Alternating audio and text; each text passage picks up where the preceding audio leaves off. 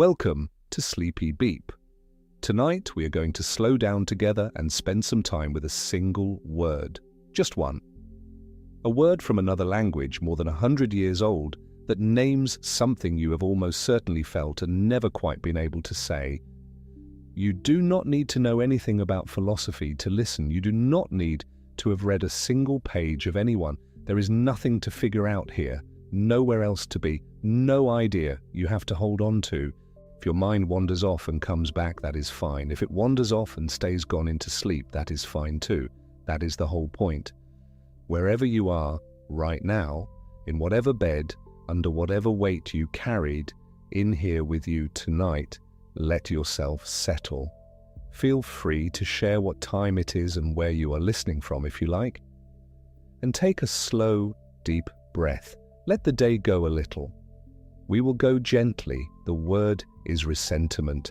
It is French, and it looks almost like the English word resentment, and that is no accident, but it is not quite the same thing.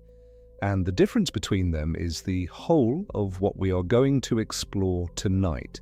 The man who made this word important kept it in French on purpose. He wrote in German, and German has perfectly good words for resentment. And still he reached across the border into French and lifted this one out and refused to translate it. He wanted you to feel that it was foreign, that it was a thing you might not have a name for in your own tongue. Because the thing it points to is a kind of wound, a wound that does not heal and does not close, a wound that instead of healing begins to imagine.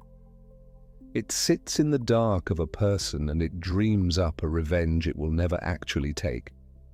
That is ressentiment, a festering hurt that turns into an imaginary revenge. And here is the quiet, uncomfortable thing I want to say to you before you drift off. There is a good chance this word is living somewhere inside one of your relationships right now. Maybe inside you, maybe inside the person sleeping beside you, or the person you wish was sleeping beside you, or the person you keep choosing not to disappoint. It may be very small, it may be so small you have never looked straight at it, but it is there, and it has a name, and tonight you are going to learn it. Let me say it the way you already know it before we say it the way a philosopher would. You have said yes when you meant no, you know you have. Someone asked something of you and a quiet part of you went still and said, no, not this, not again, I do not want to. And then your mouth opened and out came, yes, of course, sure, whatever you want. And you smiled while you said it.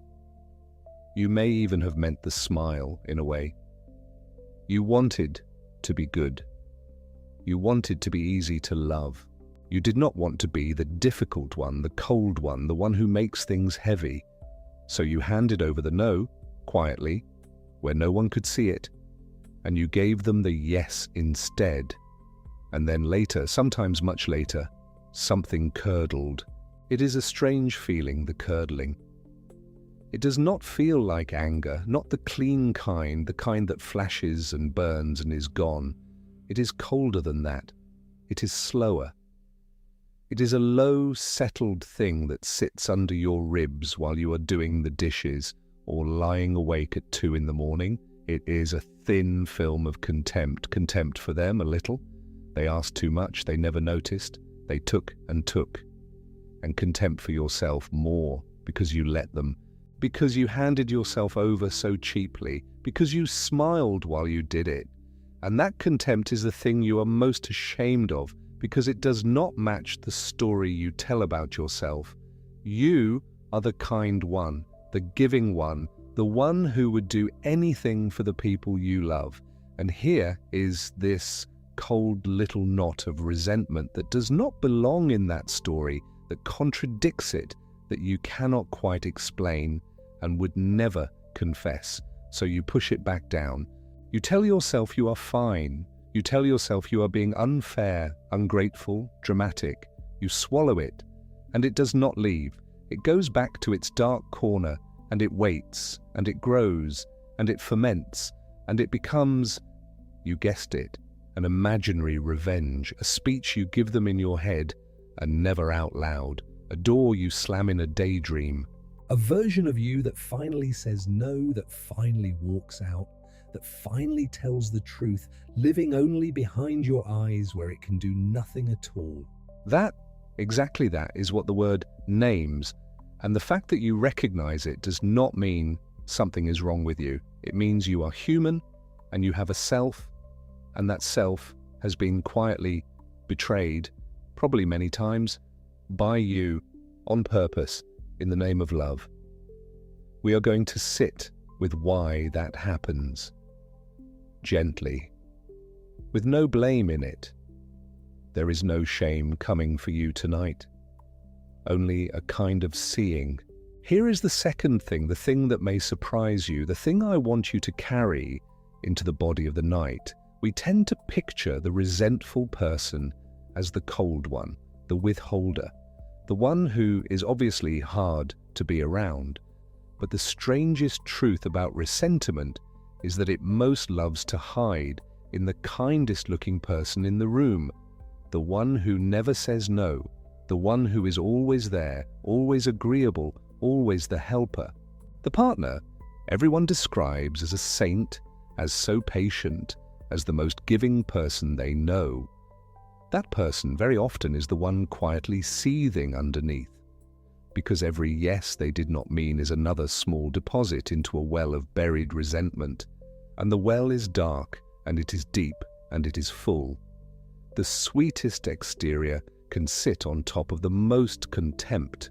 And a man saw this clearly and explained exactly why, more than 100 years ago, before there was a single relationship advice column, before anyone said the word boundaries, before any of the language we use now to fumble at this existed. He had it. He had the whole machinery of it. And we are going to walk through that machinery slowly, story by story, and return all of it, every piece, to your own life, your own night, the people you love, and keep disappearing in front of. His name was Friedrich Nietzsche. He was born in 1844 and he died in 1900, so his life sat right at the close of one century and just barely touched the edge of the next. He was German. He spent most of his thinking life in poor health, often alone, often walking. Long walks in the mountains and along the lakes, sometimes 6-8 hours a day, composing whole books in his head as he went. He was, by most accounts, a gentle man in person, soft-spoken, courteous, easy to overlook in a room, which is a little funny because what he wrote was anything but soft. He wrote like a hammer. He took the things people believed most automatically, about good and evil, about kindness, about what it means to be a decent person, and he turned them over and looked underneath where no one looks, and he told you what he found crawling there. He was not trying to comfort you. I want to be honest with you about that because we are going to spend the night with him and you should know who you are spending it with. He was not a self-help man. He did not write 7 steps to a better you. He was a diagnostician. He was the kind of doctor who tells you the true name of the thing, even when the true name is hard to hear. And tonight, strangely, that is exactly the kind of comfort that helps. Because the thing you cannot name keeps you awake. The thing that finally has a name can let you rest. Now, near the very end of his life in 1888, Nietzsche wrote a short, strange, almost reckless little book about himself, a kind of autobiography, though unlike any autobiography you have read. He gave it a title that sounds grand and a little absurd, Ecce Homo, which is Latin, the old words meaning behold the man. But it is the subtitle, the small line underneath the title, that we want tonight. He called it How One Becomes What One Is. Sit with that for a moment. Not how one becomes good, not how one becomes successful, or admired, or safe, or loved. How one becomes what one is. As if becoming who you already are were a task, as if it were difficult, as if it were even possible to live a whole life and somehow not become what you are, to spend your days as someone else, someone shaped entirely by other people's wishes, and to arrive at the end never having met yourself at all. That was his great call, the line that runs underneath everything he wrote, become who you are. He says it again plainly in another of his books, The Gay Science, in a short passage where he asks what your conscience really says to you and answers, you shall become the person you are, not the person they want, not the person who keeps the peace, not the easiest possible version of you to live with, the person you are. And he did not invent this idea out of nothing. He was reaching back, far back, more than 2,000 years, to an old Greek poet named Pindar, who wrote a line that has come down to us as, become such as you are, having learned what that is. Nietzsche loved that, having learned what that is. Because here is the catch, the thing that makes this hard and keeps it from being a cheap slogan. Becoming who you are is not about uncovering some little jewel of a true self that has been sitting fully formed inside you the whole time, waiting for you to brush off the dust. It is not a treasure hunt. For Nietzsche, it was active, it was work, it was something you do, something you make, something you have to learn and build and fight for over a whole life. You become who you are not handed it, you climb toward it. And the reason this matters so much for what we are talking about tonight, for the way people disappear inside their relationships, is this. If becoming who you are is a task, an active task, then it is also a task you can fail. You can spend years, decades, not doing it. You can hand the job to someone else. You can let another person's wants become the shape of your days, the measure of your choices, the source of your sense of good and bad. You can outsource the whole project of being a self to the person you love, and it will feel, for a long time, like love. It will feel like devotion. It will feel like being a good partner, and underneath all the while, the well will be filling. Let me tell you a small story. Not a true one, not a historical one, just a story the way we tell stories, to feel a thing instead of only thinking it. Let it be soft. Let it be a place to rest your mind for a few minutes. Imagine a person. Let us not even give them a gender. Let them be close to you. Let them be a little like you, who falls in love. And in the early days of that love, like all of us, they want to please. They want to be wanted. So they begin gently to bend. Their partner prefers quiet mornings, so they learn to be quiet in the mornings, though they used to wake up singing. Their partner does not like a certain friend, so slowly, without ever quite deciding to, they see that friend less and then not at all. Their partner has strong opinions about how the evenings should go, what to watch, where to eat, when to sleep, and each time our person finds it easier to agree than to argue, easier to fold than to hold, and each fold is so small. That is the thing about it. Each one is so small that to insist on yourself over something so small would feel ridiculous, would feel like making a scene over nothing, would feel unkind. So they let it go. They let it go 100 times, 1,000. And here is the strange arithmetic. None of the foldings by itself was a loss worth grieving, but add them up across the months, across the years, and one day our person stands in front of a mirror and does not entirely know who is looking back. The friends are gone, the singing mornings are gone, the opinions have grown quiet from disuse, like a muscle that was never moved. When someone asks them casually what they want, for dinner, for the weekend, for their life, they feel a small panic because they have asked the question so rarely of themselves that they no longer have a ready answer. They have become an expert in one subject and one subject only, what the other person wants. They can read that other person's face like weather. They know the storms coming hours in advance. They have learned to manage and to soothe and to anticipate brilliantly, completely. And of their own wants, they know almost nothing at all.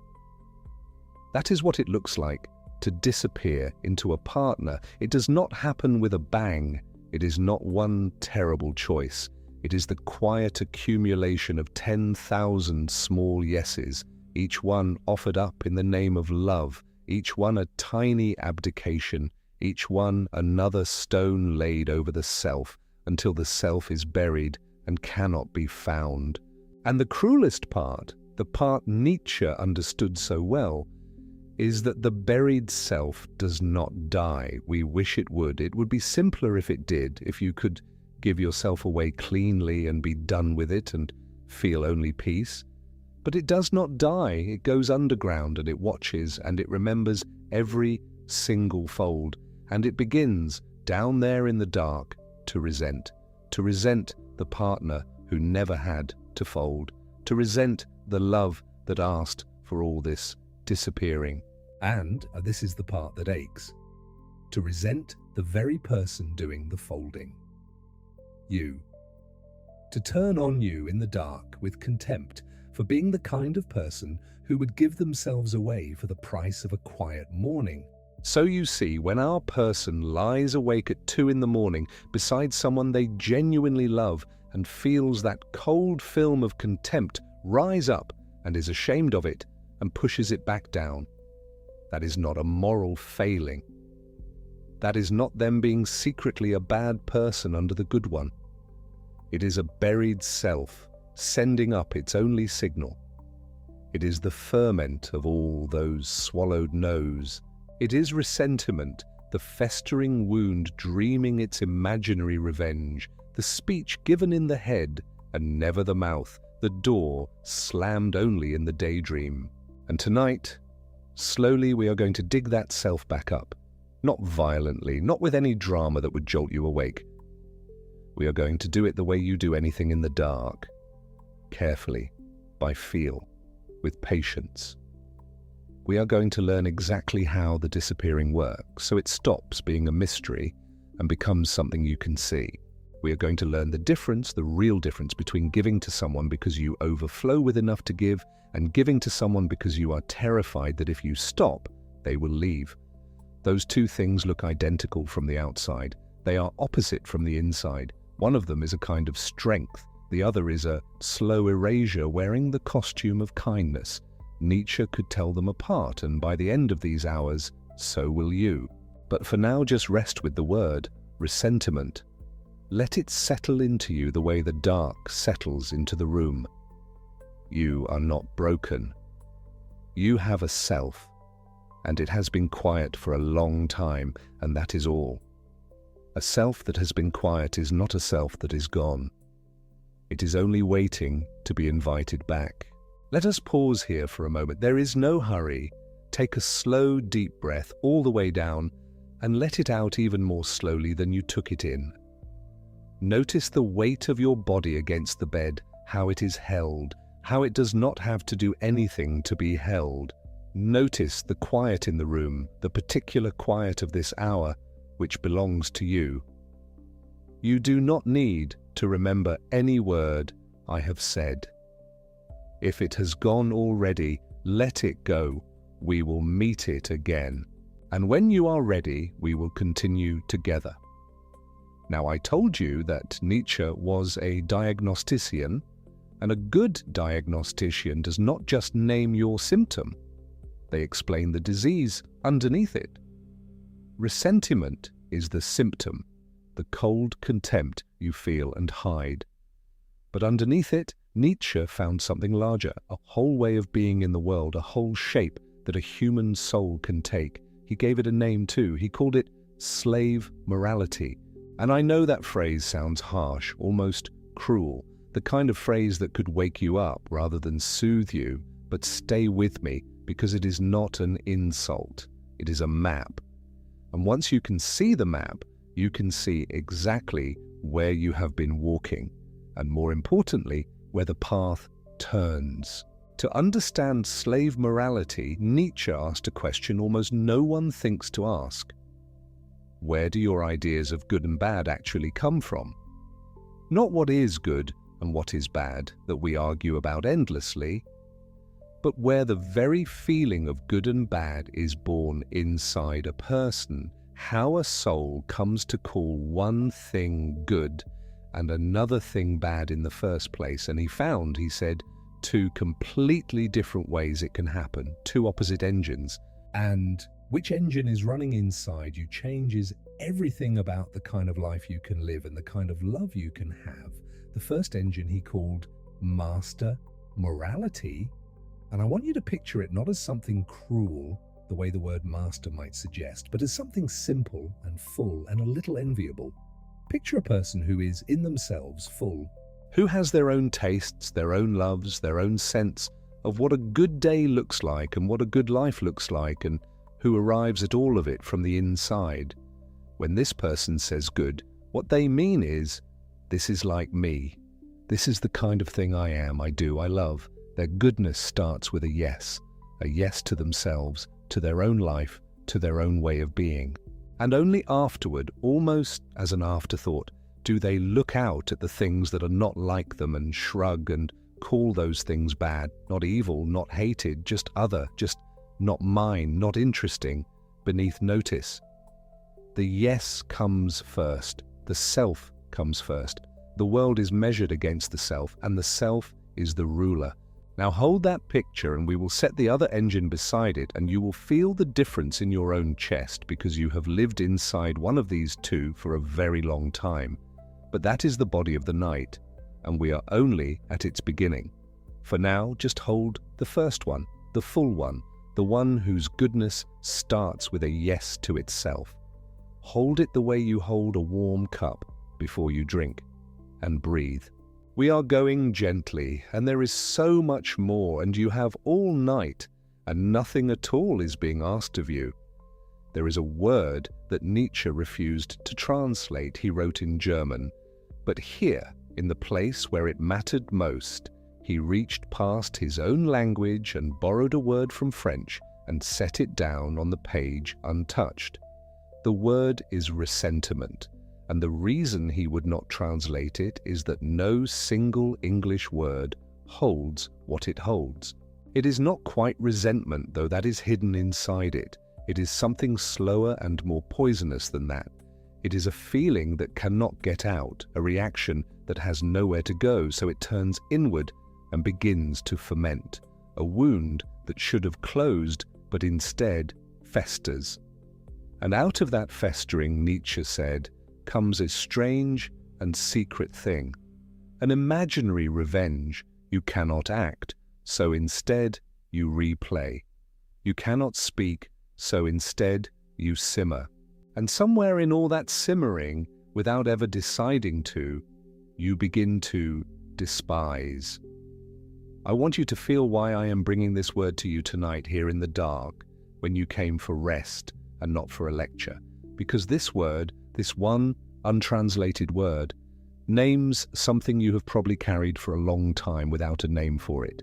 It names the thing that has been quietly poisoning a relationship you care about, maybe more than one. Let me say it the plain way. Have you ever said yes when every part of you meant no? Not a small yes, not where shall we eat? The deeper ones? Yes, I'll go. Yes, that's fine. Yes, I don't mind, when you did mind, when you minded so much it sat in your throat. And then later, alone, you felt it. A flicker of something dark toward the very person you said yes for. A contempt you were ashamed of. A coldness that frightened you a little because you loved them. And here you were, in the quiet of your own mind, holding them in something close to scorn. And you could not understand it. You are a kind person. You give. You bend. So where is this ugliness coming from? I want to tell you, before we go one step further, that there is nothing wrong with you. The contempt is not a sign of a bad heart. It is a symptom. It has a cause, and the cause is not that you love too little. It is that over and over you said no to yourself in order to say yes to someone else, and the part of you that you kept overruling did not disappear. It went underground. It went sour. It became ressentiment. And the contempt you are ashamed of is that soured thing leaking back out, aimed half at them and half, in truth, at yourself. At the self that keeps betraying you to keep the peace. You do not need to have read a single page of Nietzsche to follow me here. You do not need to know his life or his books or any of the long German words. There is nothing to figure out tonight. There is no test at the end of this. If you forget every name I say, that is completely all right. I'm only going to walk you slowly through one old, clear-eyed way of understanding why the kindest-seeming person in a room can be the one quietly seething inside, and how a man who died more than 100 years ago saw the whole pattern so plainly that when you hear it, you may feel as though someone finally described the inside of your own head. Because here is the part that surprises people, the partner who never complains, the one who always accommodates, the one everyone calls so easygoing, so sweet, so giving.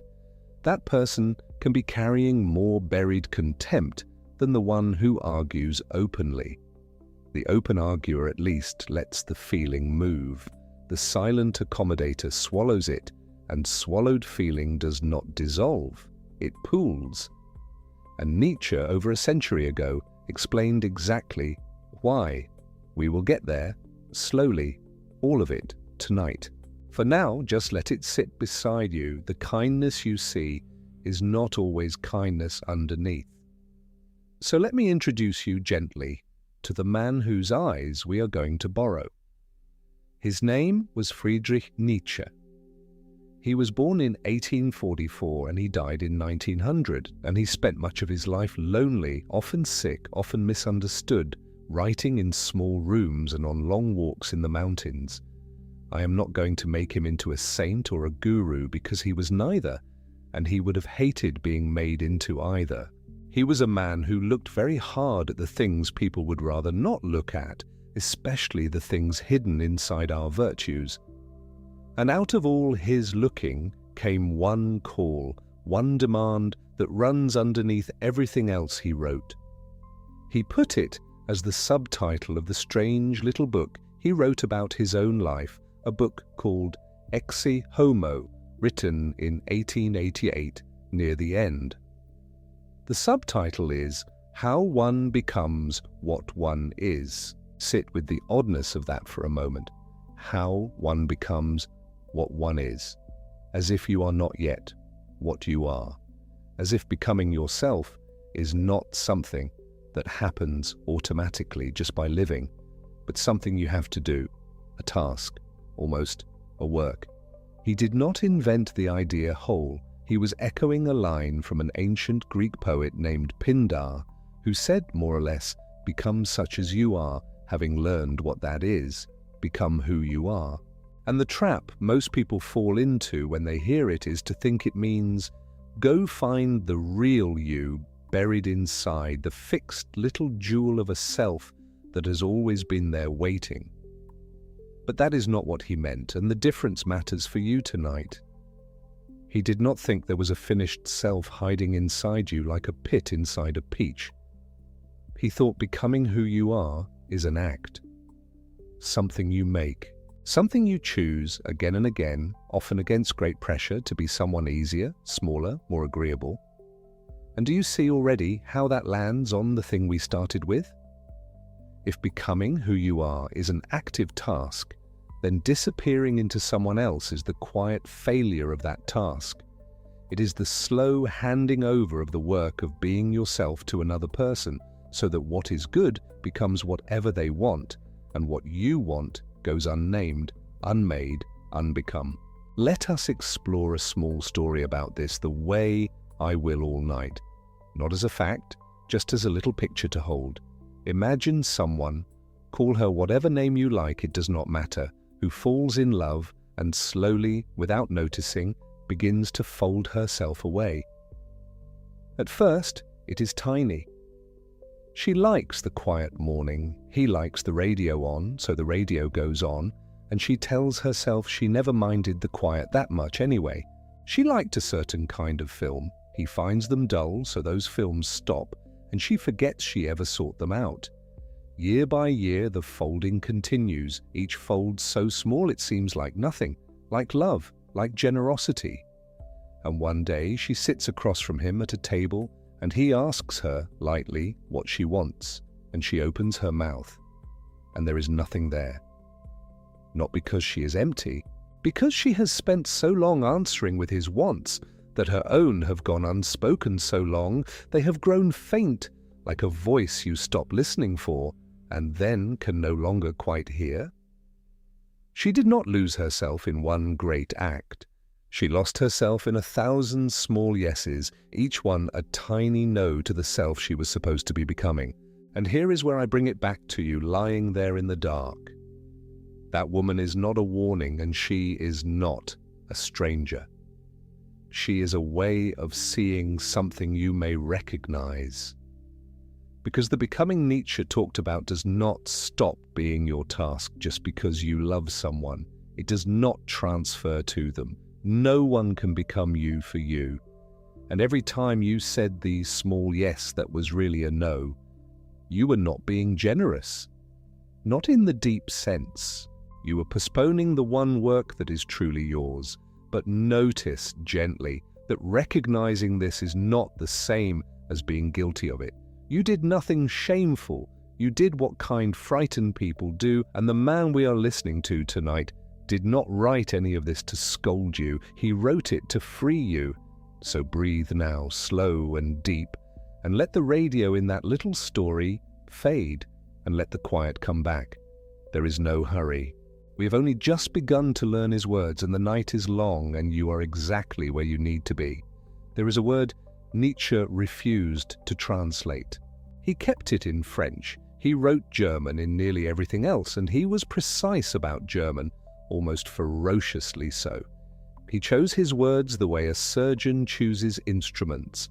But this one word he left in its original tongue, as if even the act of translation would soften it, domesticate it, make it something easier to hold. The word is ressentiment, and we will arrive there. But first we need to understand the ground from which it grows.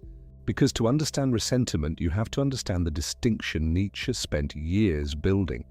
The distinction that is the whole spine of On the Genealogy of Morality, which he published in 1887 and which he considered one of the most important things he ever wrote. The distinction between what he called master morality and slave morality, in German, Herrenmoral and Sklavenmoral. And I want to be gentle with those terms because they can sound alarming when you first meet them. They can sound like cruelty, like hierarchy, like something you might want to set down immediately. But stay with it, because what Nietzsche was doing with those words was not prescribing a way to treat people. He was diagnosing a way values are generated. He was asking, where do your sense of good and bad actually come from? From inside you or from someone else? That is the question.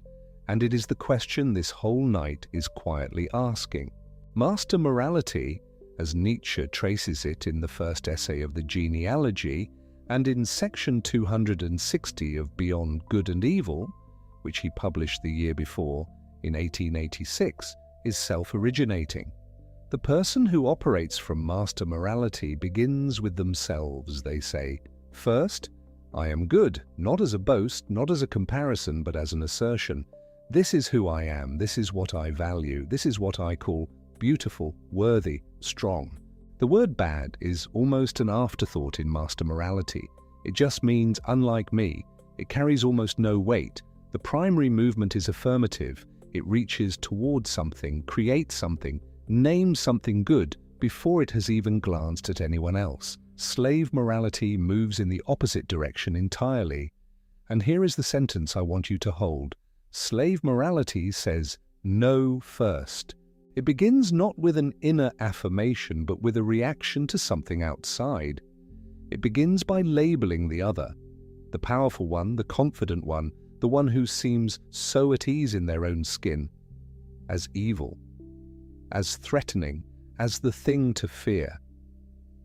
And only then, after that no has been said, does slave morality derive its good by negation.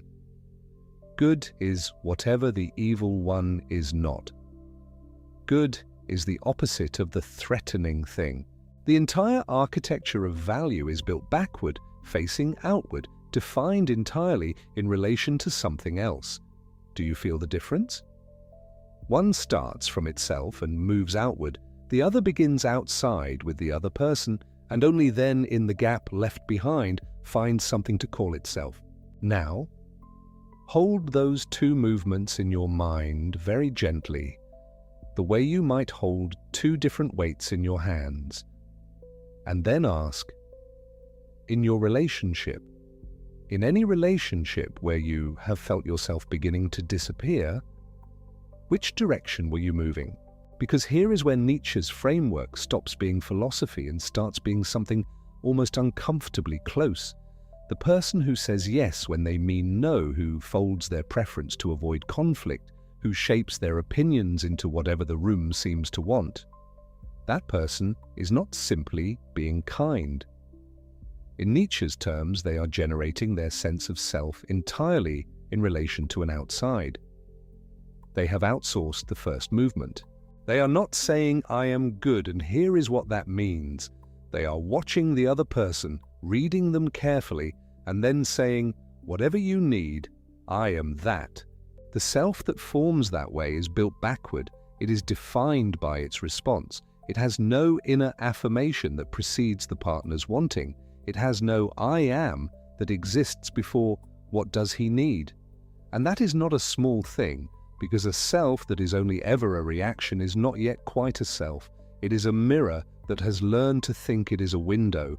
Nietzsche was interested in how values get born, and he noticed that there are only two basic ways.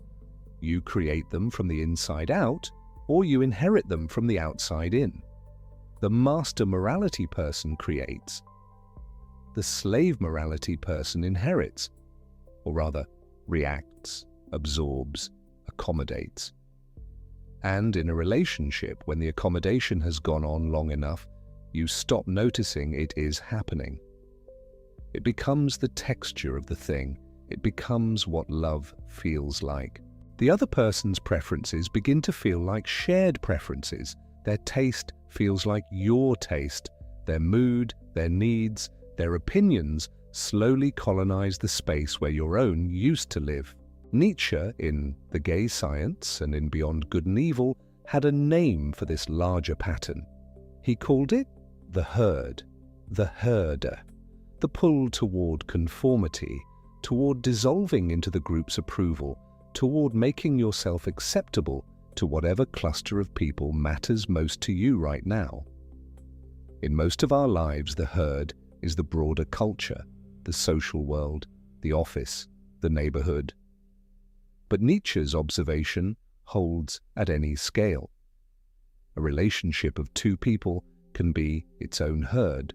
When your primary need is to be approved of by one person, or to be seen as good, acceptable, lovable by that one person, then your values will slowly migrate toward whatever values secure that approval.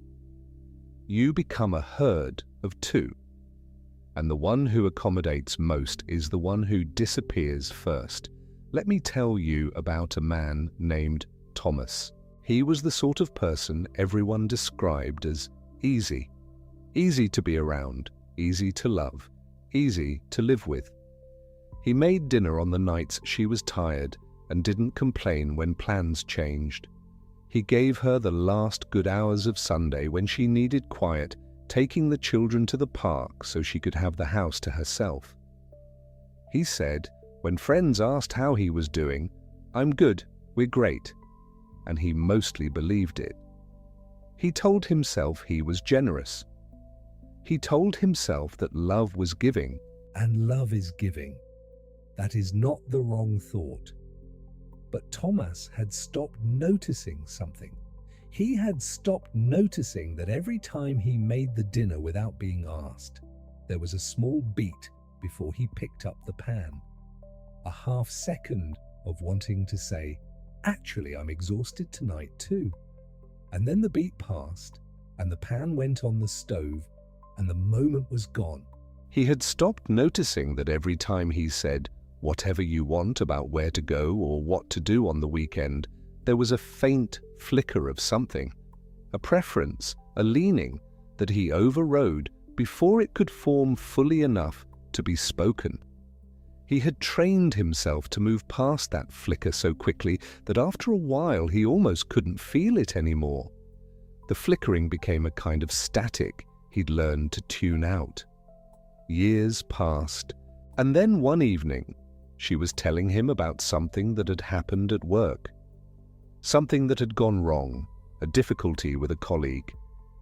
And he noticed, as she was talking, that he was not quite listening. He was doing the thing he always did, the careful attending, the tracking of her face for what she needed him to say. But underneath that, at a depth he almost couldn't access, there was something else, something that was not quite sympathy, something that was a different color entirely. It had no name. He did not know what to call it. It sat in his chest like a stone he hadn't known he was carrying. That was resentment beginning to announce itself after years of silence. And now we have to go to the word ressentiment. Nietzsche introduced it in the first essay, section 10 of On the Genealogy of Morality. He kept the French deliberately. In English, it sits closest to resentment. But resentment is too clean, too ordinary. Resentment is what you feel when someone cuts you off in traffic or forgets your birthday. Resentment has an object, a clear source, a direction. You feel it, and then usually you either express it or it passes. Ressentiment is different in kind. It is resentment that cannot get out. Here is Nietzsche's own image of it. The person trapped in ressentiment cannot act. They cannot respond directly.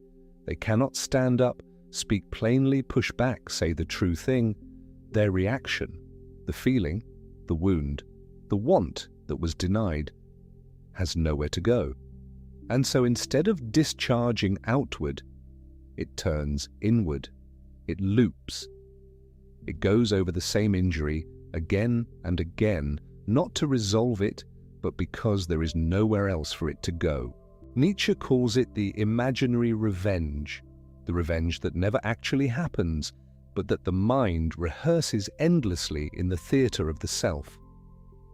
The slave revolt in morality, he writes, begins when ressentiment itself becomes creative and gives birth to values. Now, that sentence is dense. Let me unfold it slowly. When the suppressed reaction cannot express itself directly, it does not die. It becomes creative. It starts building something. It starts generating a whole inner architecture of judgment, of grievance, of value. Not from what you actually want or love, but from what was done to you. The values that come from ressentiment are born as indictments. They are always aimed backward, always reactive, always building their sense of rightness out of someone else's wrongness. Now bring this into a relationship. Bring it into the body of the person who said yes 1,000 times when they meant no. Each yes that cost something, each preference that was swallowed, each opinion that was softened, each moment of wanting that was redirected into the partner's wanting. That suppressed reaction did not vanish. It went somewhere. It went down and it went inward. And there, in the place where it could not speak and could not act, it began to ferment. That is the word I want. Ferment. Not rot exactly, though it can become that. Ferment, the way something organic transforms under pressure, in the dark, into something that was not there before. What it becomes is the quiet contempt the title of this video names, the contempt that is aimed partly at the partner, for needing too much, for taking too much, for accepting without questioning the constant flow of accommodation, and partly, more painfully, at the self, for having allowed it, for being the kind of person who keeps saying yes, for the diminishment you cooperated in. That contempt has a strange quality. It is quiet. It does not announce itself. It does not erupt in a clean argument that could be resolved. It lives in the slight hardening of the voice when they ask a question you've answered 100 times.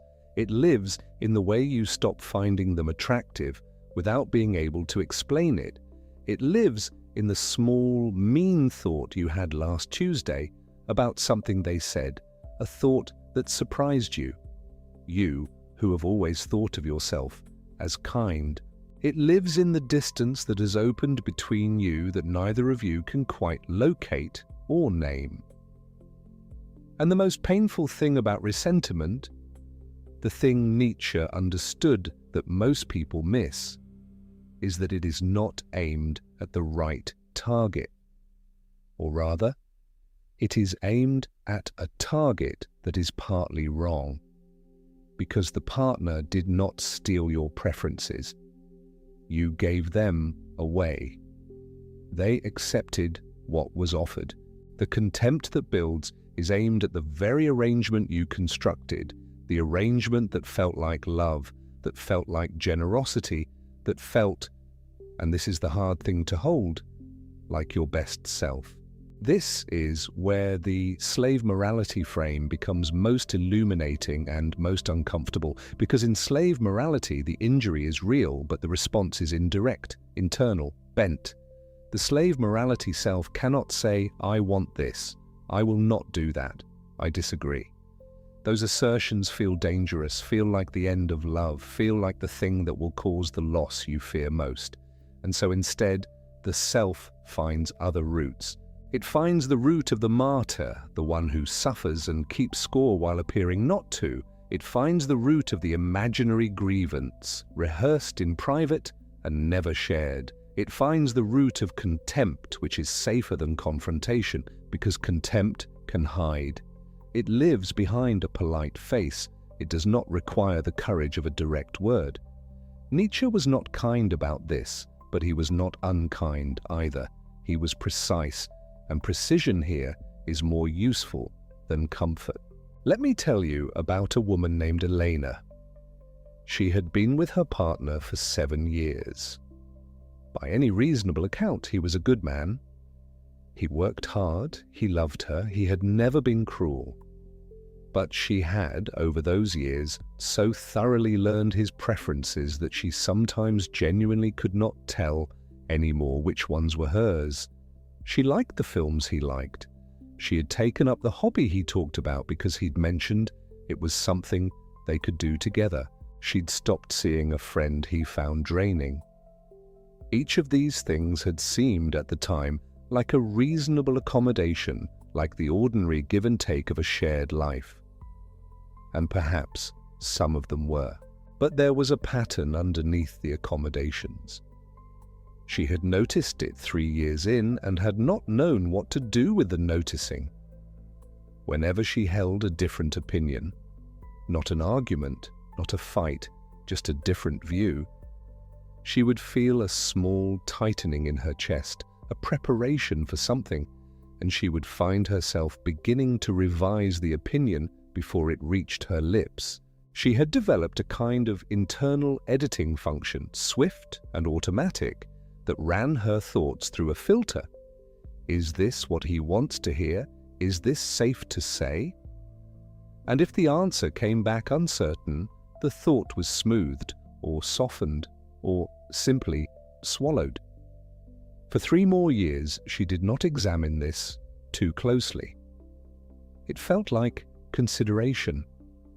It felt like being a thoughtful partner.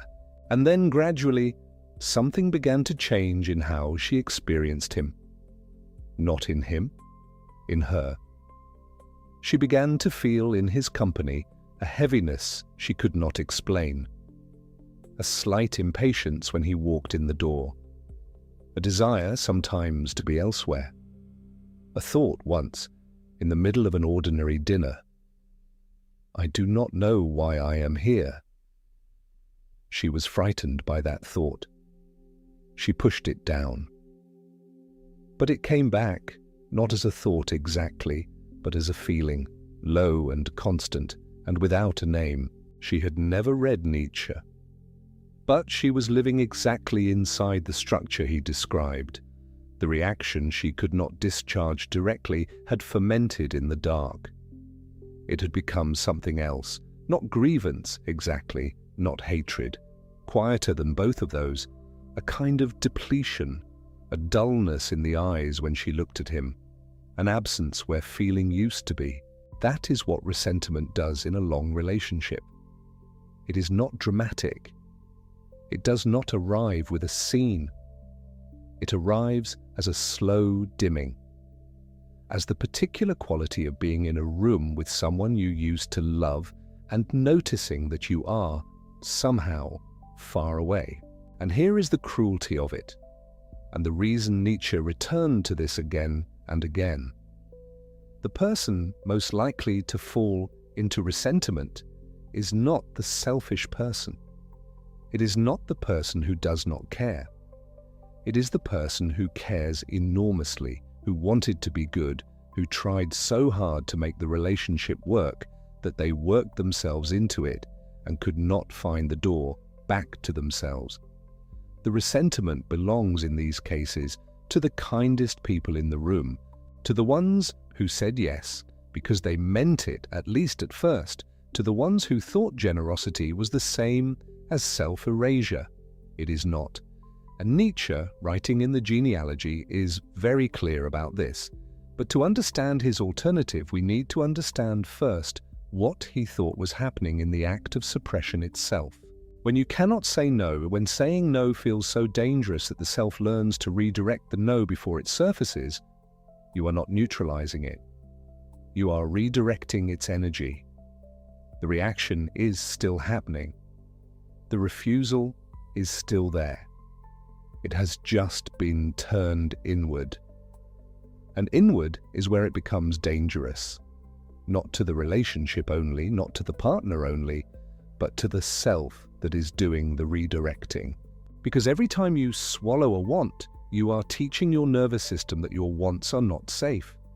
Every time you smooth an opinion before it becomes speakable, you are teaching yourself that your inner life requires concealment.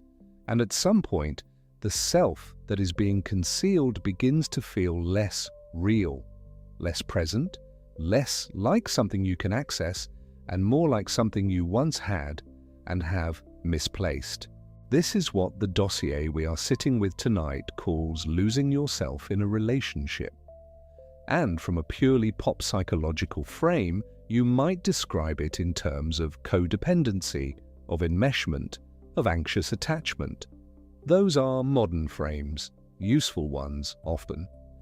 But Nietzsche's frame goes somewhere deeper. He is not interested in the symptom, he is interested in the structure of valuation. He is asking, where are your values coming from? Are they yours? Did you make them, examine them, choose them, or did you absorb them from the person nearest you, the person whose approval felt most necessary, the person without whom some part of you feared it could not exist? If the answer is the latter, then the problem is not communication. The problem is not conflict resolution. The problem is not learning to express yourself better in relationships. The problem is that you have been living inside a structure of valuation that is oriented entirely outward, that begins with the other person and only then, afterward, finds something to call the self. And that precisely is what slave morality is. Not meanness, not civility, not a moral failing. It is a structure. It is a way values get born, backward, reactive, dependent. And the first step towards something different is simply to see the structure clearly, to name it, to let the naming do its work without immediately rushing to fix anything or feel guilty about anything. Because Nietzsche was not in the end a philosopher of guilt. He was deeply suspicious of guilt. He thought guilt was often another form of the same problem. The self turned against itself, self-punishing, running the same loop of condemnation that ressentiment runs, just in a different register. He was a philosopher of seeing, of clear-eyed recognition, of the kind of honesty that is not self-cruelty but simply accuracy. So if you are lying there in the dark and something in what I've said has touched something you recognize, a pattern you know, a texture in your own life, a relationship where the yeses have accumulated into a weight you can feel in your body, the thing Nietzsche would ask of you is not that you feel bad about it. He would ask you to look at it. Just look. Let the looking be enough for now. Let me offer one more small story before we rest. There was a man who had a habit of arriving everywhere a little late, not a striking amount late, 5 minutes, 10 sometimes, and always with a reason that was perfectly plausible: traffic. A call that ran long. He lost track of time. His partner, the person he had been with for 4 years, cared about punctuality. She was the sort of person for whom arriving 5 minutes early was a small act of integrity. And early in the relationship, he had tried, genuinely, to be more careful about time. But he was also the sort of person for whom the precise moment of departure always felt slightly arbitrary, negotiable, worth the risk. The compromise they arrived at over months was that he became the kind of person who apologized, not who changed, who apologized. He learned the particular form of words that seemed to satisfy her, the self-deprecating acknowledgement that made her relax, and he deployed it as reliably as a key. And she accepted it reliably, and they moved on, and neither of them spoke about the pattern itself, only the individual instances. He did not think of himself as someone who said yes and meant no. He thought of himself as someone who was imperfect and honest about his imperfections. He thought of her acceptance as evidence of love, but underneath, and this is the thing that only began to surface after the 3rd year, he was angry. Not at her, at himself, and at the thing he did not know how to name. Every time he walked in 6 minutes late and deployed the apology, something very small inside him tightened, and over 3 years the tightening had become a permanent condition, a slight bristling whenever she mentioned time, a flash of irritation when she called to check where he was, a thought he never said, "Why does this have to matter so much?" That thought, never said, always swallowed, was the ressentiment forming, because the question was real. It was a real feeling. It had a right to exist. But he had never made it into words that could actually be heard. He had chosen the apology, the accommodation, over the conversation that might have changed something, might have risked something, but might also have let the feeling out into the open where it could breathe. Instead, it sat in the dark and fermented. And 3 years later, he was not, in any simple sense, in love anymore. He was in a habit. He was in an apology. He was in a structure that had been built not from what either of them actually wanted, but from what they had each learned to accept. The relationship did not fail dramatically. It simply grew quieter and quieter, the way a sound fades, not because anyone turned it off, but because no one turned it up. And he could not explain, if asked, exactly where the warmth had gone. Nietzsche would have explained it. It is in the genealogy, it is in the section on ressentiment. The reaction that cannot get out becomes the contempt that eats the thing you were trying to protect. So, what does this mean for tonight? What does it mean for you lying there, perhaps recognizing some portion of this, some version of the man with his apologies, or Elena with her editing function, or Thomas with the stone in his chest? It means, first of all, that the feeling you have been carrying, the one that does not have a clean name, the one that sits adjacent to love but is not quite love, the one that flickers into something that looks like contempt and then recedes and leaves you ashamed. That feeling is not a sign of your failure. It is a sign of your accumulation. It is the evidence of all the small yeses that were small nos. It is ressentiment. And it has a name now, even if that name is French and unfamiliar. And naming is not nothing. Naming is, in fact, the beginning of seeing clearly. It means, second, that the structure that produced it, the backward-moving structure, the one that starts outside and works inward, that generates your sense of self entirely from the partner's approval.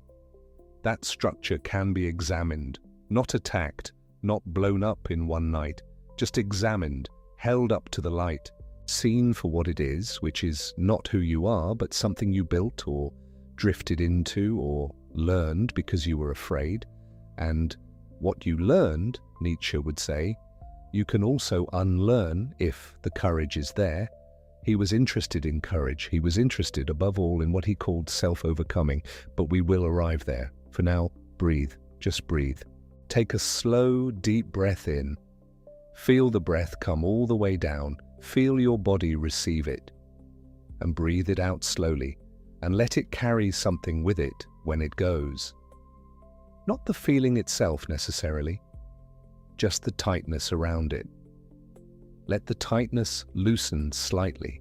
Notice where you are, the weight of your body against the bed or the floor or wherever you are resting, the particular quiet of wherever you are right now, the darkness behind your eyes, which is not empty, but full.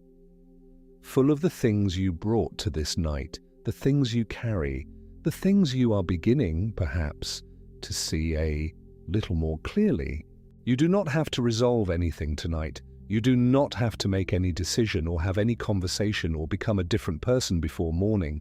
The night is not asking that of you. These words are not asking that of you. What Nietzsche offered, what we are sitting with in these slow hours, is not a prescription. It is a diagnosis. And sometimes the diagnosis itself is the relief. Sometimes just having the right word for the thing you have been carrying is enough to let it be, for a little while, a little lighter. The word is ressentiment. You know it now. And the other word, the one we will carry with us through the rest of this night, the one that is the antidote, if there is one, is the word he put on the cover of his autobiography, in his own hand, in the year 1888. When he was near the end of what he could give. Become who you are. We man word was man ist. How one becomes what one is. We have not arrived there yet. There is more ground to cross. There is the question of what kindness actually means when it does not come from fear. There is the question of what he meant by the gift that flows from fullness rather than from emptiness.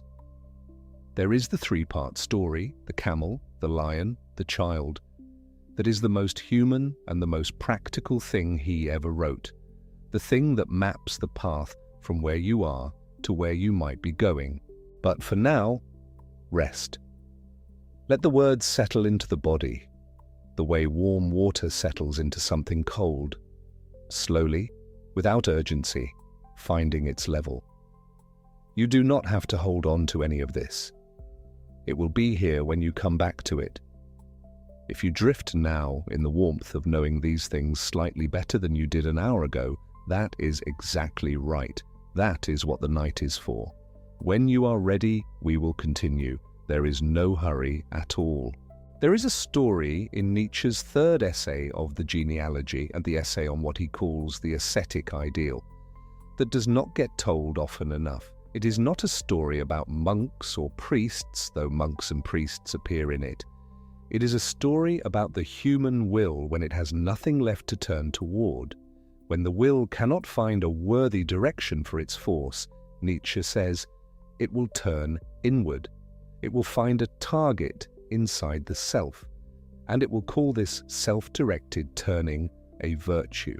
He names the ascetic ideal the most powerful force in human moral history. The word ascetic comes from the Greek askesis, which simply means training or practice, the kind a craftsman or an athlete undergoes. But what Nietzsche means by the ascetic ideal is something more specific and more troubling: the organized practice of saying no to oneself, the systematic diminishment of one's own desires, one's own will, one's own hunger for life. And his diagnosis careful, verifiable, documented in the Genealogy's third essay, is that this diminishment is almost never what it claims to be. It claims to be virtue, it claims to be selflessness, it claims to be love. He is not convinced. Take a slow, deep breath. Let the night settle around you a little more. This part of the road is important. When you say yes and mean no, something specific happens. You already know what happens. That is why you are here, why you have stayed, why this particular hour of the night belongs to this particular set of ideas. The yes leaves your mouth, and a small, quiet no stays inside, and you tell yourself this is kindness. You tell yourself this is consideration. You tell yourself, and here is where Nietzsche's diagnosis becomes sharp enough to sting. You tell yourself this is love. But Nietzsche asks, whose love? Love of the other person, or love of the approval they give you? Love of the relationship, or love of the peace that comes from not disturbing it? Love of the person you are with, or terror of being the person you actually are? He does not ask these questions to be cruel. He asks them because he spent his life watching human beings confuse their fear with their generosity, their emptiness with their virtue, their need for approval with their capacity to give. And he thought this confusion was one of the most costly mistakes a person could make. Not immoral, not wicked, costly, because you pay for it. You pay for it in the currency of ressentiment, that festering word we brought with us from part 2 of this night. And you pay for it in something else too, something he names in the third essay that is worth sitting with now. He calls it an ascetic self-punishment. The person who consistently erases their own desires in a relationship, who makes themselves smaller and quieter and more agreeable, not because they are growing in generosity, but because they are shrinking in fear, is engaged in something that looks from the outside like virtue. It looks like patience, looks like selflessness. But Nietzsche says that beneath the surface of that selflessness, the will is still active. The will is always active. And if it cannot move outward, if the person has decided that expressing their own wants, their own standards, their own no is forbidden, then the will moves inward. It turns, and it begins to work on the self. This is the ascetic ideal applied to ordinary love, the punishing of the self through systematic self-denial, dressed in the costume of virtue, of being a good partner, of not being the difficult one, of not asking for too much. The ascetic priest in Nietzsche's Genealogy uses this technique on entire congregations. Make the people feel that their suffering is a sign of their sinfulness. Turn the pain of living inward so that they never look outward for its cause. The person in a relationship does something parallel, privately and without awareness. Make yourself responsible for the relationship's peace by removing yourself from it piece by piece, desire by desire, preference by preference, until the thing remaining in the relationship wearing your face is mostly a performance of agreeableness rather than a person.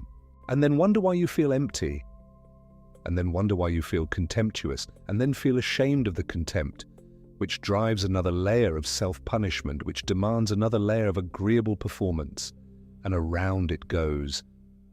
Nietzsche saw this wheel long before modern psychology gave it other names. Let yourself breathe for a moment. Notice, if you like, the weight of your body against whatever surface holds you tonight. The mattress, the pillow, the particular warmth of this particular hour. You do not have to hold yourself up right now. Something else is doing that now, the question of pity. In Daybreak, his 1881 book, the one he wrote while his health was failing and he was spending long solitary hours in the mountains above Genoa, Nietzsche takes up what the Germans call Mitleid. The word translates literally as with suffering, co-suffering, feeling the other person's pain as if it were your own. In ordinary language, we call it pity or sometimes compassion, though the two are not quite the same thing, and Nietzsche is interested in the distinction. He is suspicious of Mitleid. He is suspicious in a way that many people find uncomfortable because pity seems obviously virtuous. Who could object to feeling another person's pain? But his suspicion is not about the feeling itself. It is about what the feeling does. And what it does, he argues in Daybreak, Proverbs 133, is diminish both people. When you pity someone, when you extend toward them a feeling that says, essentially, your suffering is so great that I must take it into myself, you are doing several things at once. You are, on one level, present with them, and that is real. But you are also, at another level, positioning yourself in relation to them. The person who pities stands adjacent to the person who suffers. There is a structure there, a shape. One person is seen as lacking something, and the strength, the good fortune, the capacity that the pitying person has. This is not always conscious. It rarely is. But Nietzsche is asking you to look at the structure beneath the feeling, not just the feeling itself. And then he makes the sharper move. He says that pity, the automatic, reflexive impulse to absorb another person's pain, to take it into yourself, to make yourself responsible for managing it, can itself be a subtle expression of will to power. Not the dominance-hungry, crude version that the gym posters have in mind, but something more refined, something that looks like tenderness and operates as control. If I am always the one who suffers with you, I am always the one you need. If I am always absorbing your discomfort, managing your moods, smoothing your distress before it fully forms, then the shape of the relationship is structured around my function, around what I provide, and what I provide is the removal of your discomfort, which means your comfort is now, in some quiet way, mine to manage. And managing another person's comfort is not so different in its underlying architecture from controlling them.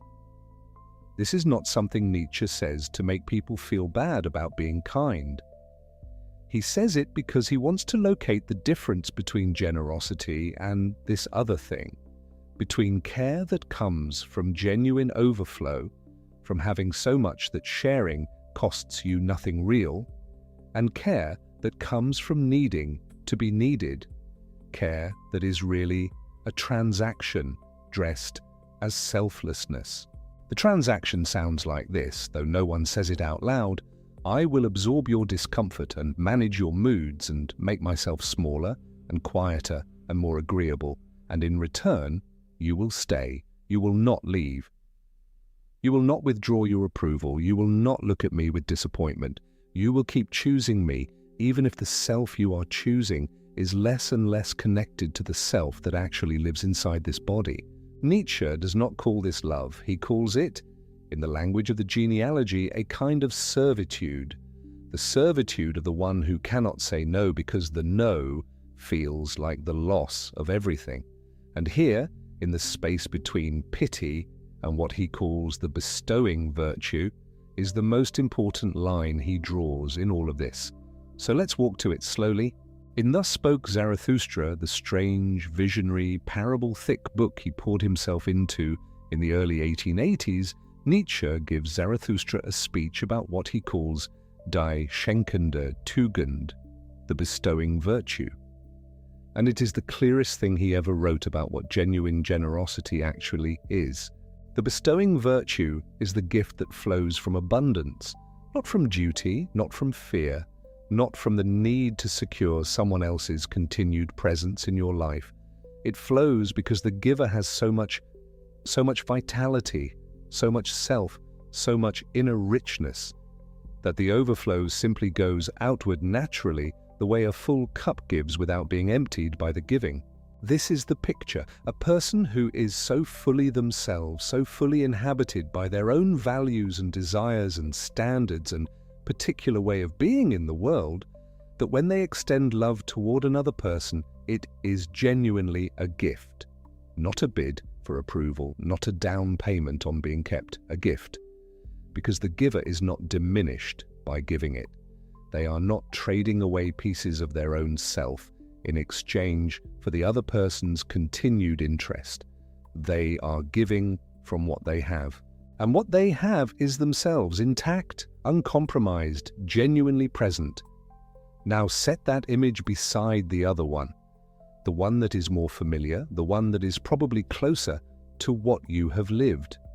The giving that comes from emptiness. The yes that comes from fear of what the no might cost. The agreeableness that is not really agreeableness at all, but a very careful calculation, mostly unconscious, of what is safe to want and what is too dangerous to express.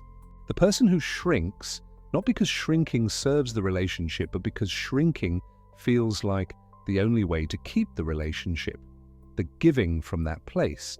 For Nietzsche, that is not the bestowing virtue, it is something else entirely. It is the transaction of the weak, weak in the Nietzschean sense, not as an insult, but as a diagnosis, lacking in the inner abundance that makes genuine giving possible, compensating for that lack through a performance of selflessness that is really a form of self-protection. And this is the distinction the title asked about: kindness versus submission. The difference is not visible from the outside. Both might look the same. A person who says yes, who accommodates, who does not make a fuss, who seems easy to be with. The difference is internal. The difference is in the source: kindness from fullness, submission from fear, the bestowing virtue or the ascetic self-diminishment. And Nietzsche is saying the source matters enormously. Not for moral reasons. He's not interested in condemning you. For reasons of what happens next, what accumulates, what ferments. When you give from fullness, you do not accumulate ressentiment because you gave what you genuinely had to give, and the giving was real and nothing was suppressed. When you give from fear, when the yes is really a suppressed no, the no does not disappear. It goes somewhere. You know where it goes. You have felt it going there. Take a breath. Let the body remember it knows how to rest. Now we need to look at something that has been misread so consistently, so thoroughly, so enthusiastically, that Nietzsche himself would probably find the misreading darkly funny. The concept of the will to power, Wille zur Macht.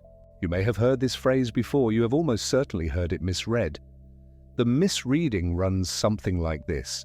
The will to power means the desire to dominate, to control, to crush your opponents, to impose your will on others. This misreading has gym posters. It has motivational accounts. It has, more darkly, the history of being co-opted by political movements that would have disgusted Nietzsche personally and philosophically. The Nazi appropriation of his ideas, largely engineered by his sister Elisabeth Förster Nietzsche, who edited his unpublished notes in ways that served her own ideological purposes, which were the opposite of what he actually wrote.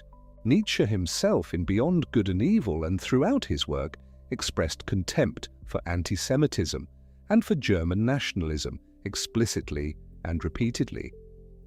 So let us be clear about what the will to power actually means in Nietzsche's published texts, as the scholars Walter Kaufmann and R.J. Hollingdale, who gave us the standard English translations, have carefully established. The will to power is not about dominating others. It is about overcoming resistance and growing in one's own capacity. It is, at its highest and most human, self-mastery. The highest expression of Nietzsche's will to power is not the tyrant who crushes his enemies.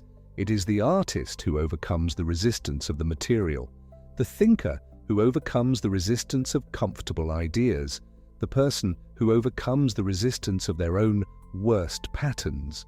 Do you hear what that means for what we have been talking about? Reclaiming yourself in a relationship, ending the cycle of self-erasure, learning to say no from a place of genuine valuation, refusing to continue the transaction of giving yourself away in exchange for approval. That is an act of will to power in Nietzsche's actual sense, not power over your partner, power over your own pattern, self-overcoming, Selbstüberwindung. The German word is precise: overcoming the self. Not overcoming the other person. The target is always yourself, your own habitual capitulations, your own rehearsed smallness. When Nietzsche writes about self-overcoming, the thing being overcome is the reactive, approval-seeking, fear-driven version of yourself that has been defining itself by the other person's responses. That is the version of you that slave morality built. And self-overcoming is the act of choosing again and again to return to something that originates in you. This is why the popular reading is not just wrong, but almost exactly backwards.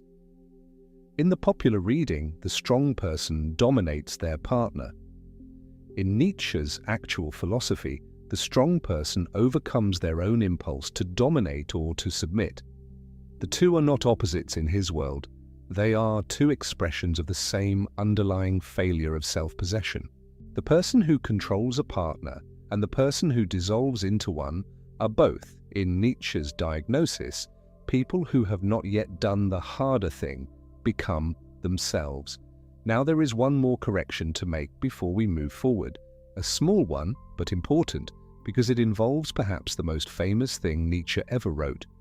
The line that ends up on more notebooks and tattoos and motivational posters than almost anything else in the Western philosophical tradition. What does not kill me makes me stronger. It comes from Twilight of the Idols, the book he wrote in 1888 in the section called Maxims and Arrows. It is per Biet. He wrote it about hardship. He wrote it about the kind of difficulty that forces genuine self-overcoming, the kind that demands that you become more than you were in order to survive it. He meant it about growth through genuine adversity. He did not mean it as a reason to stay. This matters. It matters especially here, because there is a version of this line, and you may have encountered it or offered it to yourself in a difficult moment, that is used to justify enduring a relationship in which you are systematically disappearing. That is used to say, this is making me stronger, this is my growth edge. What does not kill me makes me stronger, and I am not dead yet, so this must be working. Nietzsche would not recognize this use of his words. The strength he is pointing toward is not the strength of someone who has learned to tolerate increasing erasure. It is the strength of someone who has been broken open by a genuine hardship and rebuilt themselves with more capacity than they had before. That is a very different thing from the quiet daily attrition of saying yes when you mean no, of shrinking to fit, of making yourself smaller and smaller and calling the smallness a kind of strength. The strength is in the refusal. The strength in this context, in the context of this night and this conversation, is in the turning back toward yourself. The insistence on having standards that originate in you rather than standards that are merely whatever the other person needs you to have. That is the what does not kill me Nietzsche was pointing toward, not endurance, transformation, not survival of erasure, refusal of it. Let us breathe together for a moment. You have been with this material for a while now, and it deserves to settle. Notice whatever you notice. The quality of the air, the particular silence of wherever you are, the way the body already knows things the mind is still catching up to. There was a year, 1882. Nietzsche was 37 years old, living the solitary, peripatetic life he had made for himself after leaving his professorship at Basel. His health was deteriorating. The migraines that had pursued him for years were worsening. He was spending time in the mountains, then in Genoa, then in various places that offered the thin air and the quiet he needed to work. He was lonely in a way that the letters from that period make clear. A deep, searching loneliness that was partly constitutional and partly the price of the intellectual isolation he had chosen and could not entirely bear. In that year, he met Lou Salome. She was 21 years old. She was Russian-born, extraordinarily intelligent, and already something of a force. someone who moved through the European intellectual world with an assurance that was rare at any age and remarkable in a woman in that era. She had come to Rome with connections to Malwida von Meisenburg, a writer Nietzsche knew. She was introduced through a mutual friend, Paul Rée, a philosopher who had been close to Nietzsche for some years. What followed was one of the more painful arrangements in the history of philosophy. Nietzsche was, by most accounts, deeply drawn to Lou Salome.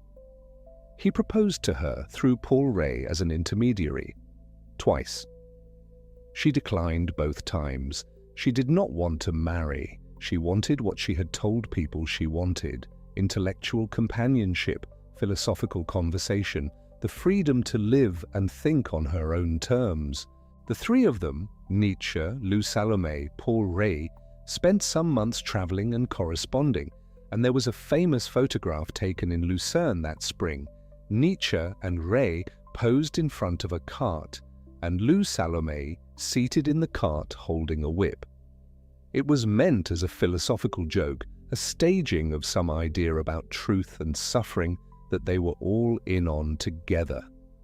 Later, when everything had broken, it looked different, because it did break. The arrangement collapsed later that year, painfully, and in Nietzsche's case, humiliatingly. Lou Salome and Paul Rée left together. Nietzsche's sister, Elizabeth, who disliked Lou Salome intensely, and whose own relationship with her brother would later become a source of enormous historical damage, contributed to the rupture with letters and recriminations that made a difficult situation worse. Nietzsche's letters from the months following make difficult reading. He was genuinely devastated, he felt, and said, in letters he mostly regretted, something very close to ressentiment toward both of them. The suppressed reaction that could not act, turning inward, becoming an imaginary revenge that he rehearsed in correspondence with his sister, and then later, mortifyingly, regretted having written. He was human. He felt the very thing he had diagnosed. But here is what is worth noticing for the purpose of this night. He had the concept before he had the experience. He had watched it operate in others, traced its mechanism, named it carefully in the genealogy, and then he lived it.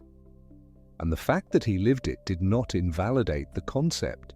If anything, it sharpened his understanding of how thoroughly the mechanism could take hold of even a person who had spent years thinking about it. And then he worked. After the collapse of that triangle, he turned back to his desk and he wrote some of the most important things he ever wrote. He did not allow the devastation to become a permanent residence. He did not spend the years that followed constructing a self out of that wound, defining himself by what Lou Salome had declined to give him. He had, in his terms, too much inner material to live that way for long.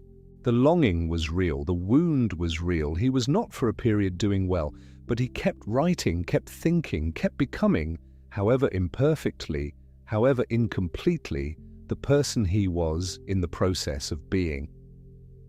And the concept of ressentiment that he had named and studied was something he could eventually, laboriously, use against his own reaction to the situation.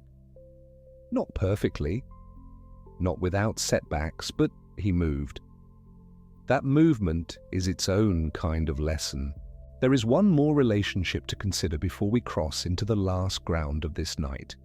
One more real person, a real story, documented and verifiable and worth sitting with, because it shows Nietzsche not as a thinker, but as someone who had to make the hardest choice his philosophy demanded.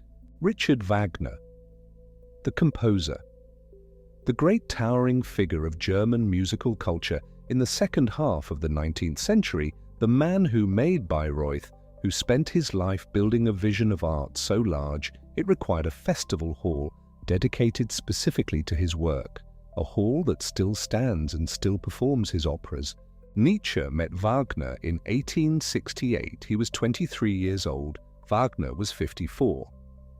Nietzsche was a young classic scholar at Leipzig, already astonishing his professors, moving toward the appointment at Basel that would make him the youngest professor of classical philology in the university's history. Wagner had already changed European music, and they met at the house of Wagner's sister-in-law and almost immediately fell into a conversation that lasted, in letters, in visits, in mutual influence, for years. This was, by any account, the most important relationship of Nietzsche's intellectual and emotional life for a significant period. He loved Wagner, not just admired, loved with the kind of devotion that is hard to separate from longing. He visited Tribschen, the beautiful house on the lake near Lucerne, where Wagner and Cosima lived. He was present for some of the most creatively fertile period of Wagner's life. He wrote The Birth of Tragedy, his first major book, partly under Wagner's influence and in some ways for him. Wagner was moved by it. And then gradually something shifted. Not all at once, not cleanly. Nietzsche began to see things in Wagner that troubled him. The grandiosity, the nationalism that Nietzsche found repellent, the anti-Semitism that Wagner wore openly and that made Nietzsche deeply uncomfortable, documented clearly in his own letters and notebooks. The turn, in Wagner's later work, toward a kind of redemptive Christian mysticism, in Parsifal particularly, that Nietzsche experienced as a betrayal of everything that had made Wagner worth following. He had a choice. The choice was this: remain in the relationship, in the warmth of Wagner's presence and approbation, remain the young philosopher whom the great composer valued and praised, or follow his own judgment to wherever it led, even if that meant walking away. He followed his judgment. The break was not clean. There were years of gradual distance, years of Nietzsche writing about Wagner in ways that became increasingly critical before the final public repudiation in The Case of Wagner and Nietzsche contra Wagner, the books he published in his last productive year, 1888. In those books he is not gentle, he is not diplomatic. He names what he thinks went wrong in Wagner's art with the precision of someone who loved it and now sees it clearly and will not pretend otherwise. It cost him. Wagner had died in 1883, and so there was no reconciliation possible by the time Nietzsche wrote those books. There were former friends and members of the Wagnerian circle who did not forgive him. There was the loss of a world, the social world, the aesthetic world, the intellectual world that had formed around Wagner and that Nietzsche had been part of, but he had kept his own valuations. He had refused to let admiration become subordination. He had refused to let love, and it was love, or something close to it, become the reason to betray his own judgment about what was true and what was not. And this is the real-world cost of what Nietzsche's philosophy demands. Not a neat resolution, not an easy triumph. The cost is real, the loss is real, the loneliness that follows is real. And still, and here is the thing that makes this more than a philosophy exercise, the thing that makes it something you can actually use in the specific hours of your own specific life. And still, he kept writing. He kept thinking. He kept, in the only way that mattered to him, becoming. Let us pause here for a moment. Take a slow, deep breath. Let it go slowly, the way the night lets the heat of the day go slowly, unhurried, complete, releasing without effort. Let your body be heavy. Let your hands be still. Let the breath do its quiet, ordinary work, the work it has been doing all night while you listened. Notice what has gathered in you. All the material of this part of the road, the ascetic ideal and the self-punishment dressed as virtue. The Mitleid that can secretly structure itself around needing to be needed. The bestowing virtue, die schenkende Tugend, and the gift that flows from abundance rather than from fear. the will to power, read correctly as self-overcoming, as the long, patient work of becoming the person who originates their own values rather than absorbs the partner's. The correction of the famous line, "What does not kill me," so that it is never misread as a reason to endure erasure. And the two faces of Nietzsche's own biography, the young philosopher devastated by Lou Salome, living the very mechanism he had named and then working, and the older philosopher who loved Richard Wagner more than almost anyone else in his life, and still, when the moment came, chose his own judgment.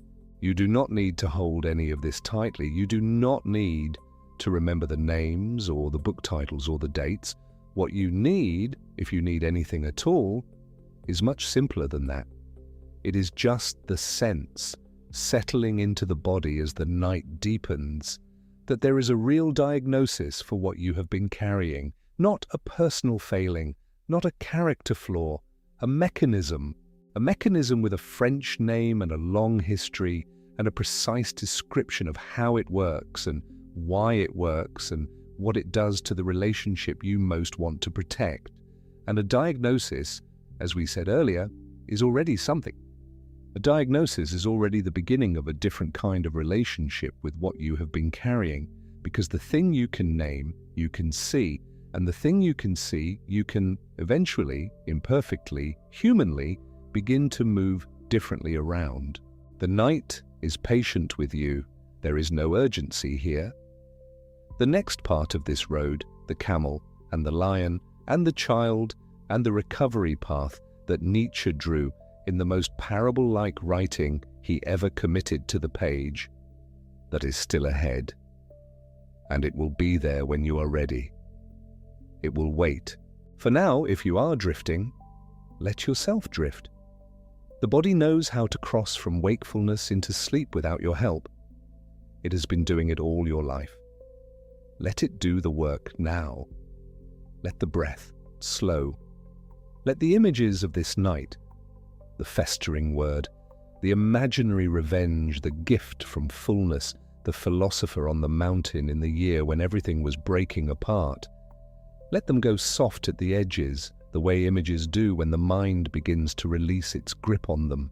You are not broken. You are carrying something that many people carry without ever having a name for it.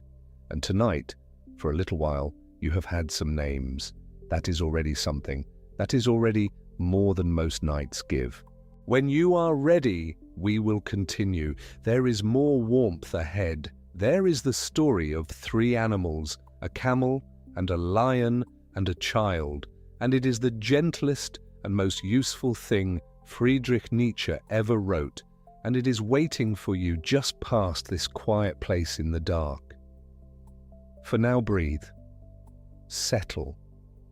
Let the warmth of the night hold you where you are. So let us begin this last part of the road together.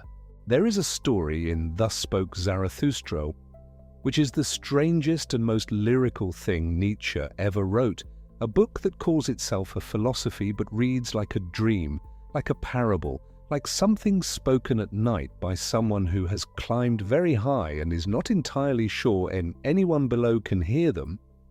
And in this story there are three animals, or rather three stages that a spirit passes through in the course of becoming itself.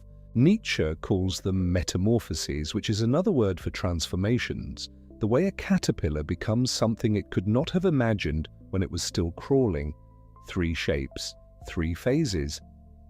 And if you have been listening to everything we have traced together tonight, the ressentiment, the slave morality, the kindness from fear versus the bestowing virtue, then when you hear these three images, you will recognize them. Not as philosophy, as your own life. The first shape is the camel, and Nietzsche is precise about what the camel does. The camel kneels. It kneels down in the desert sand and it says, "Load me. Give me your heaviest things to carry. Give me your thou shalt. All the obligations, all the expectations, all the things I must do and must not do and must be in order to deserve love." The camel is patient. The camel is enduring. The camel is, in the eyes of almost everyone watching, admirably selfless. What a devoted creature, they say. What a willing spirit. And the camel takes it all on, every single thing. Your preferences are too heavy? Load them on the camel. Your anger is inconvenient? Load that too. Your ambition, your aesthetics, your sense of what time of day you like to eat dinner and what music you cannot stand and what things you will not do and cannot pretend to want, all of it onto the camel's back. The camel will carry it. The camel is good at carrying. And then the camel walks into the desert. Nietzsche does not say the desert is a punishment. He says it is a necessary place. The desert is where you discover what you are actually holding. Because in the desert, there is no applause for the kneeling. There is no one watching you sacrifice yourself and thinking, how generous, how loving, how giving. In the desert, it is just you and what you are carrying, and the weight of it, which is very great, and the distance still ahead, which is very long. Do you know the feeling of being in that desert? You probably do if you are listening tonight. It is the feeling of realizing at some quiet moment when no one else is in the room that you have been carrying something that was never yours to carry. That somewhere along the way, gradually, imperceptibly, the way a tide comes in while you are looking at something else, you took on the shape of what someone else needed you to be, and you have been holding that shape for so long that you are not entirely sure anymore what shape you were before. That is the desert. That is the camel's realizing. And Nietzsche says, in the loneliest desert, something happens. The camel becomes the lion. Now, the lion is not what most people imagine when they hear the word. This is where it is worth slowing down, because the pop culture version of the lion is the one who roars at other people, who dominates, who wins the fight. That is not Nietzsche's lion. Nietzsche's lion is turned not outward but inward. The lion says no, and what it says no to first, and most crucially, is the thou shalt it has been carrying. Not to the other person. Not to the relationship. To the pattern of kneeling. To the habit of loading yourself with what is not yours to bear. To the inner voice that says, keep carrying, this is what love looks like, this is what a good partner is, keep carrying. The lion says no to that voice. That is the first no, the sacred no, Nietzsche calls it. The no that is also a kind of yes, a yes to the self that was buried under all those loads, the self that had preferences and edges and things it could not pretend to want. And here is what is important to understand, because it is easy to misread this. The lion stage is not pleasant. Nietzsche does not describe it as a warm morning when everything becomes clear and the relationship suddenly transforms into something equal and reciprocal, and you both go make breakfast together. The lion stage is often painful. It can cost you things. The partner who was comfortable with the camel is not always comfortable with the lion. The kneeling was part of the agreement, even if nobody ever said so out loud, even if the agreement was entirely unconscious. When you stop kneeling, the whole arrangement has to be renegotiated, and sometimes there is no renegotiation, and the thing breaks, and the lion is left standing in the desert alone. Nietzsche knew this. He lived it. But the lion does something the camel cannot do. The lion creates space. The lions know that patient, necessary, sometimes costly. No clears the ground on which something new can eventually be built. Not by the lion. The lion is not the builder. The lion is the one who makes building possible, because after the lion comes the child. The child is the third metamorphosis, and it is the most counterintuitive of the three. We tend to think of children as dependent, as incomplete, as not yet arrived. Nietzsche inverts this entirely. The child in his parable is the one who creates. The child creates new values, not out of reaction, not the slave moralities defining itself against, not the ressentiments festering no to the other's yes, but out of sheer original motion. The way a child at play doesn't ask if the game is appropriate or approved. The child says, "This is what I want to make. This is what I choose to value. This is mine, not because anyone gave it to me, not because I took it from someone else, not because I defended it against an opponent, because it rose from inside me and I said, yes, this one is mine."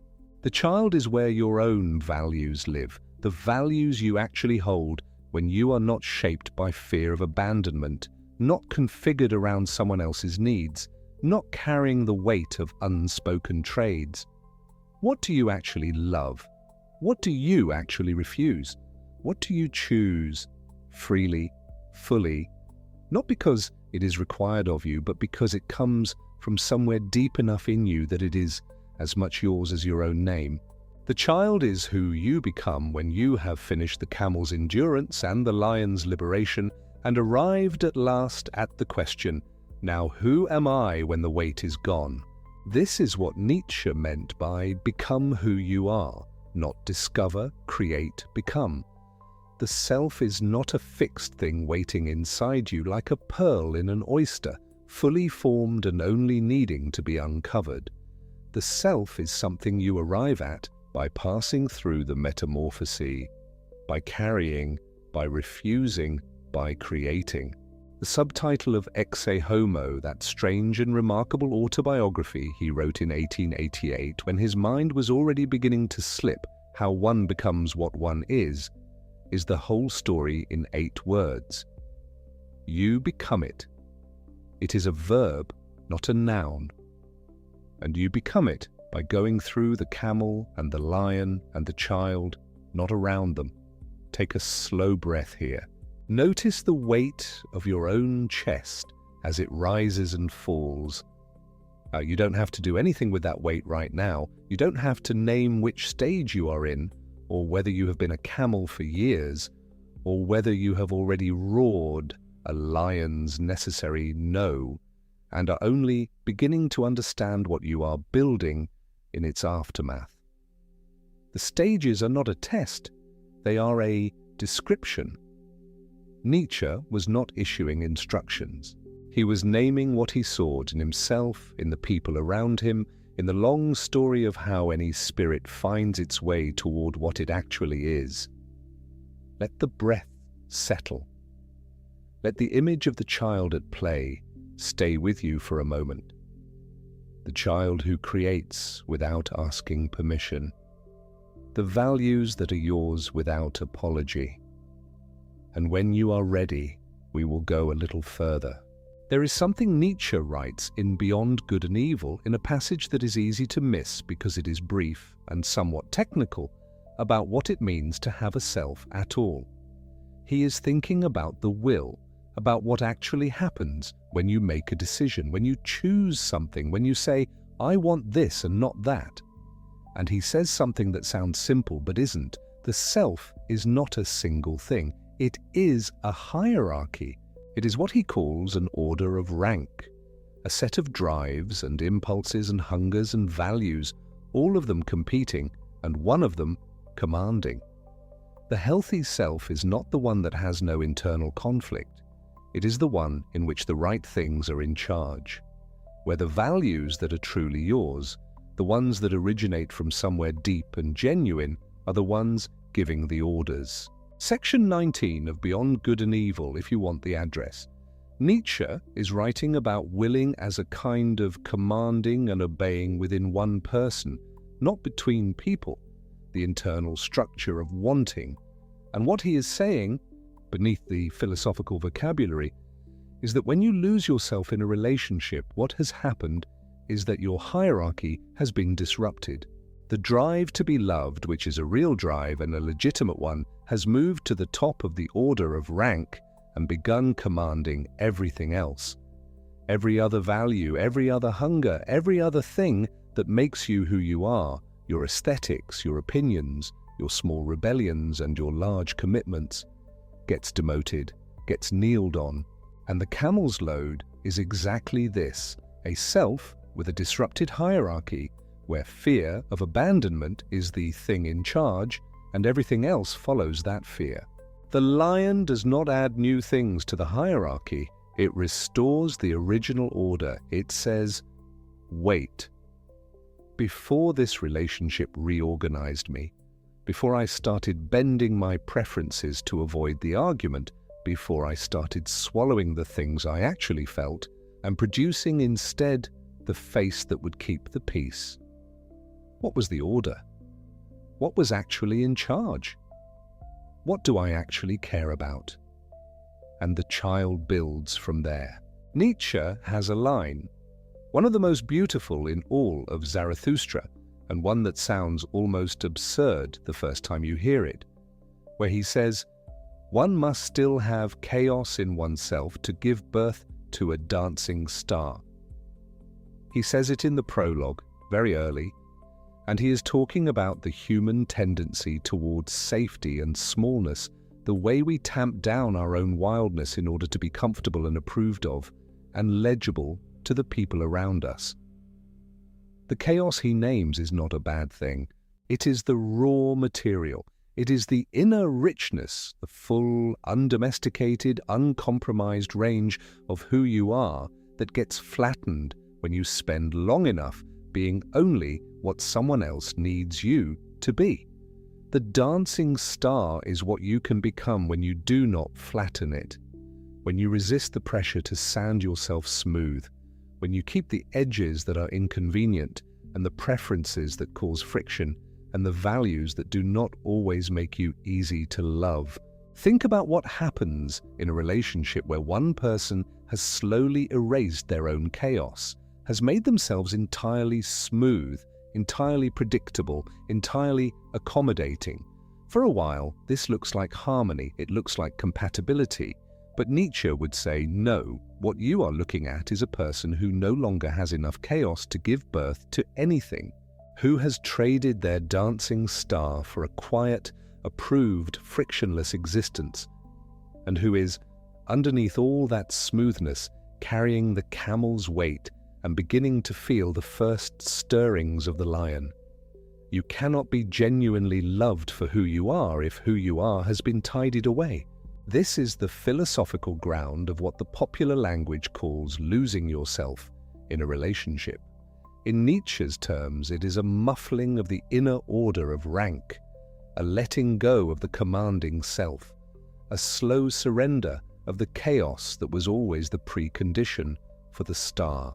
And here is the thing about the free spirit. The Freigeist, which is Nietzsche's term for the person who has done the work of actually examining their values and re-choosing them rather than simply inheriting them unexamined from family or culture or the expectations of a partner. The free spirit is not the one who has no obligations and no attachments. The free spirit is the one who knows why they are attached and has looked clearly at what they value and has said, yes, I choose this, or no, I release this, from a place of genuine reflection rather than habit or fear. The values you examined and re-chose are yours in a way that the values you simply absorbed from your partner are not. The relationship that is built on your real values, even when those values create friction, even when they require negotiation, even when they mean the other person does not always get exactly what they want, is built on something actual, something that can bear weight, something that is not going to secretly ferment into ressentiment because the person who built it actually meant it. The relationship built on a self that has been suppressed, the relationship that requires the camel's constant kneeling and loading and walking into the desert without complaint, is built on something hollow. The weight of it accumulates in the places that can't be seen. And then one day, it shows up as the contempt you couldn't explain, the resentment you were ashamed of, the sudden flash of feeling toward the person you love that you would never in 1,000 years confess to, because it contradicts everything you have told yourself about who you are. That flash of feeling has a name. We have spent tonight learning it. Ressentiment. The wound that could not act out its reaction and so turned inward and festered and became not a wound anymore, but an entire way of relating to the world, an entire way of relating to the self. And now you have a name for it. Take a breath, let the chest release. You don't need to do anything with this tonight. You don't need to make any decisions or have any conversations or wake the person sleeping beside you and say, I have been reading Nietzsche. The breath is enough. The night is patient. The naming is already a small act of the lion. We are almost at the end of the road, but there is one more story, and it is the realest one Nietzsche ever lived. His name was Richard Wagner. If you know anything about Friedrich Nietzsche beyond the famous quotes, beyond what does not kill me, misread on gym walls, and God is dead, misread in freshman philosophy courses, you may know that for a period of his early life, Richard Wagner was the most important person in it. Not just an idol, not just a source of influence, something closer to what happens when a young person finds, in an older and more powerful figure, what seems like the answer to everything. The music, the ideas, the vision of what art could be and what culture could become, and what it might mean to live a life of genuine creative force. Nietzsche was in his 20s when he and Wagner first met. Wagner was nearly 30 years older. The philosopher and the composer met at the home of a mutual friend in Leipzig in 1868, and the connection was immediate and electric, and for Nietzsche, transformative. He visited Wagner and his wife Cosima at their home in Tribschen on Lake Lucerne many times in the years that followed. He wrote The Birth of Tragedy in part as a celebration of Wagnerian music drama. He believed for a time that Wagner was the rebirth of the Greek tragic spirit, the return of Dionysus, the thing European culture had been waiting for. This is the Camel period, the most intellectual and accomplished and gifted camel imaginable, but still a self-organizing itself around another person's vision, still loading itself with the other's thou shalt. Nietzsche was not empty. He was brilliant, but he was not yet fully Nietzsche. He was, in some important sense, Wagner's philosopher. And then the things began to accumulate.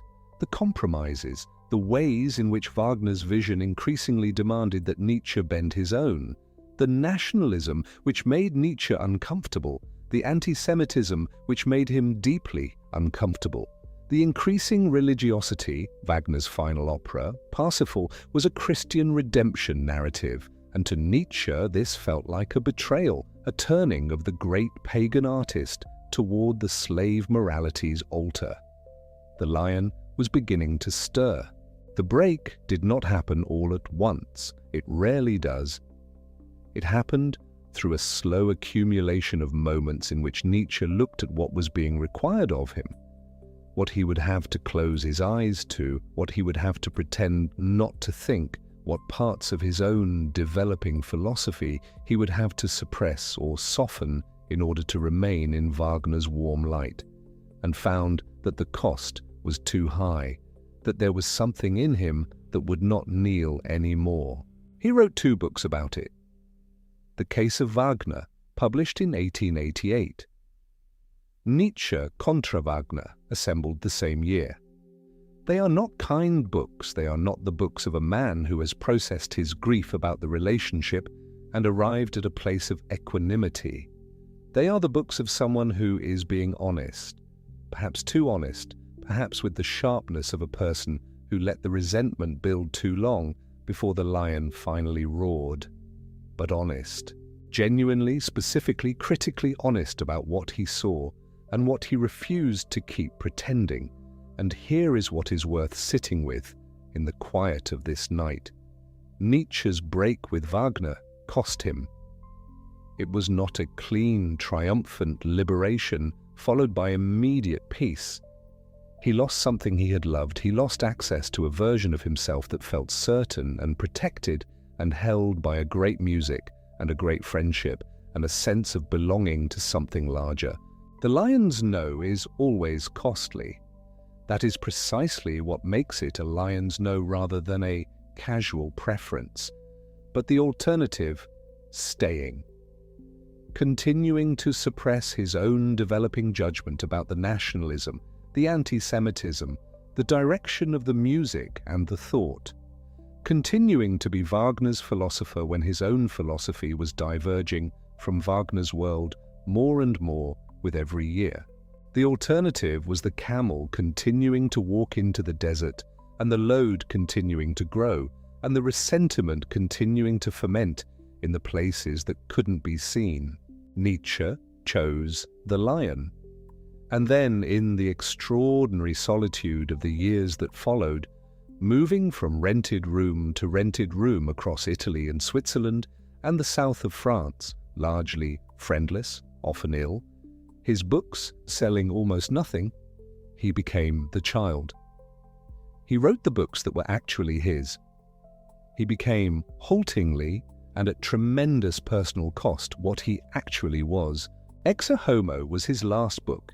He wrote it in the autumn of 1888, before the collapse, and the title means Behold the Man, and its subtitle was How One Becomes What One Is. He wrote it in the full knowledge that no one was going to read it, that he had no Wagner to put it in front of, that the audience was largely hypothetical and possibly posthumous. He wrote it because it was his, because the child creates without asking permission. There is something in that which I want you to hold lightly as you fall asleep tonight. The costliest act Nietzsche ever performed. The break with the person he admired most, the surrender of the warmth and certainty and belonging that Wagner's friendship had represented. That act was also the thing that made him most himself. Self-respect for Nietzsche was not a comfortable feeling. It was not the warm glow of loving yourself in the mirror. It was the much harder thing of having standards that originated in you rather than in the approval of the most important person in your life, and being willing to pay the real cost of living by those standards when the cost was actually required. Become Who You Are is not a self-help poster. It is a description of the longest, most demanding road Nietzsche knew. And one more thing before we begin to gather. There is a line in The Gay Science, paragraph 276, written in 1882, which is also the year of Lou Salome, the year of the painful triangle with Paul Ray, the year of asymmetric longing and humiliation, and the very specific ache of wanting someone who wants something different. A year when Nietzsche understood viscerally what it felt like to organize yourself around a person who did not organize themselves around you. In that year he wrote, Amor Fati, love of fate. I want to learn more and more to see as beautiful what is necessary in things. Amor Fati, let that be my love henceforth. This is so easy to misread. It sounds like resignation. It sounds like accept whatever happens and call it beautiful because there is nothing else you can do. The gym poster version makes it sound like stoic endurance. What does not kill me strengthens me, and amor fati means I embrace the pain. That is not it. Or rather, that is not the important part of it. The important part is the phrase my love henceforth. Nietzsche is not saying love fate because it is fate. He is saying this love, amor fati, is mine.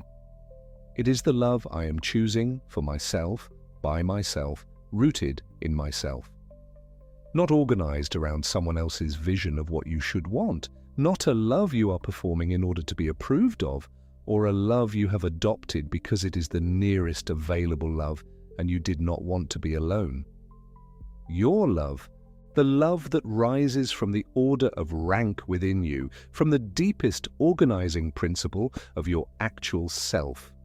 amor fati, read this way, is not passive resignation. It is the most active stance Nietzsche ever described.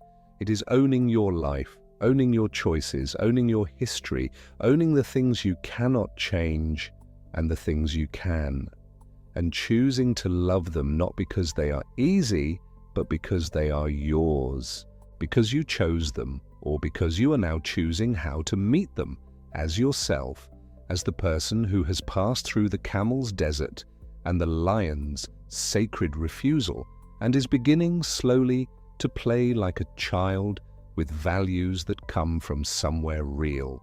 The person who has lost themselves in a relationship has, among other things, lost the capacity for amor fati, because they are not living their fate, they are living someone else's version of what their fate should look like. And the feelings that accumulate in the gap between your actual life and the performed version of it, between who you actually are and who you are being in order to keep the peace, those feelings do not disappear. They ferment. You know by now what they ferment into. Nietzsche also believed something else, something that the popular version of his philosophy often softens too much. He valued honest, open conflict over festering, buried resentment. He valued the disagreement that is actually had over the disagreement that is swallowed and transforms over time into something unrecognizable. Not conflict for its own sake, not the domination that the misreading of will to power sometimes suggests, but the clean engagement of two people who actually have positions, who actually see things differently, who do not pretend agreement in order to avoid the friction of genuine contact. The camel avoids the conflict, the camel carries it instead. And Nietzsche would say the carried conflict is far more destructive than the expressed one. The expressed conflict at least has edges. It knows what it is. It can be seen and addressed and sometimes resolved. The carried conflict has no edges. It spreads into everything, informs the tone of every exchange, becomes the atmosphere of the whole relationship without anyone being able to point to the moment it arrived. This is why he valued the lion's no, even when the no was costly.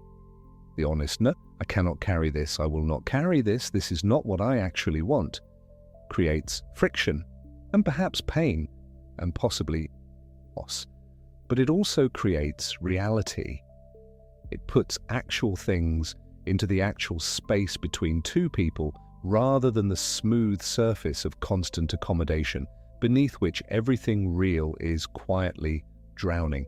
Two people who actually know each other, who have had the friction of genuine contact, who have seen each other's real positions and argued about real things and survived the argument with both selves intact, are in a relationship. Two people who have never had that friction because one of them has been carrying the other's preferences instead of speaking their own are in an arrangement, a comfortable one perhaps, a warm one perhaps, but an arrangement with a ghost at the table, the ghost of the person who disappeared into the role of accommodator, whose ressentiment is building, whose dancing star is waiting in the dark for the moment when the chaos will be permitted to re-emerge. The relationship that can hold two real people, two people who have chaos, who have dancing stars, who have values that originate in themselves rather than in each other's approval.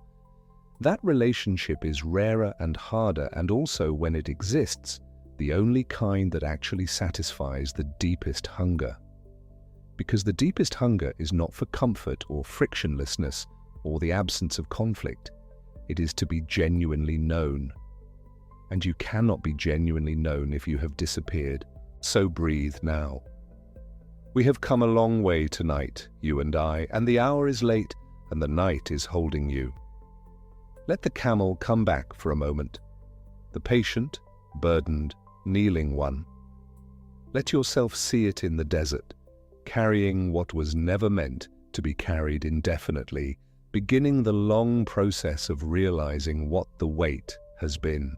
And then let the lion come, smaller and quieter than the word lion suggests, standing in that same desert, saying something to itself rather than to anyone else. A small number, a quiet assertion, of the internal order of rank. A sacred refusal, not to love, but to disappear in the name of love. And then the child who plays with the dancing star, the child who makes something from the chaos rather than apologizing for it.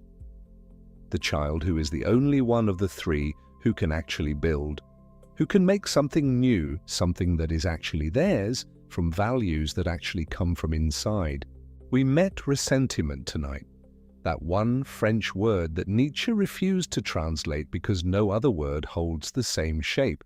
The festering, impotent, inward-turned resentment that cannot act out its reaction and so imagines its revenge instead.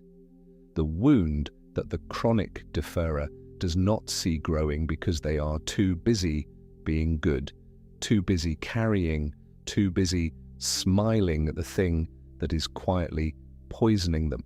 You have that word now, and the thing you can name, you can see. We met slave morality, the self that says no first. Not no to others, but no to itself.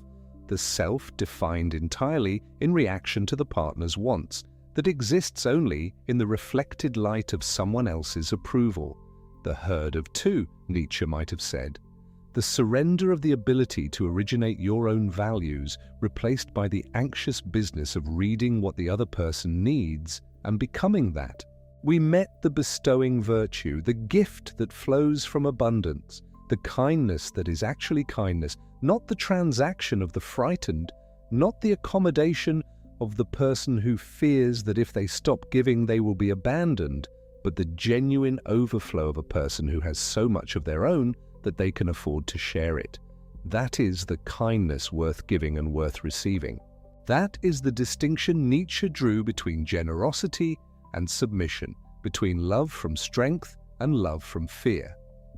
And we met Wagner.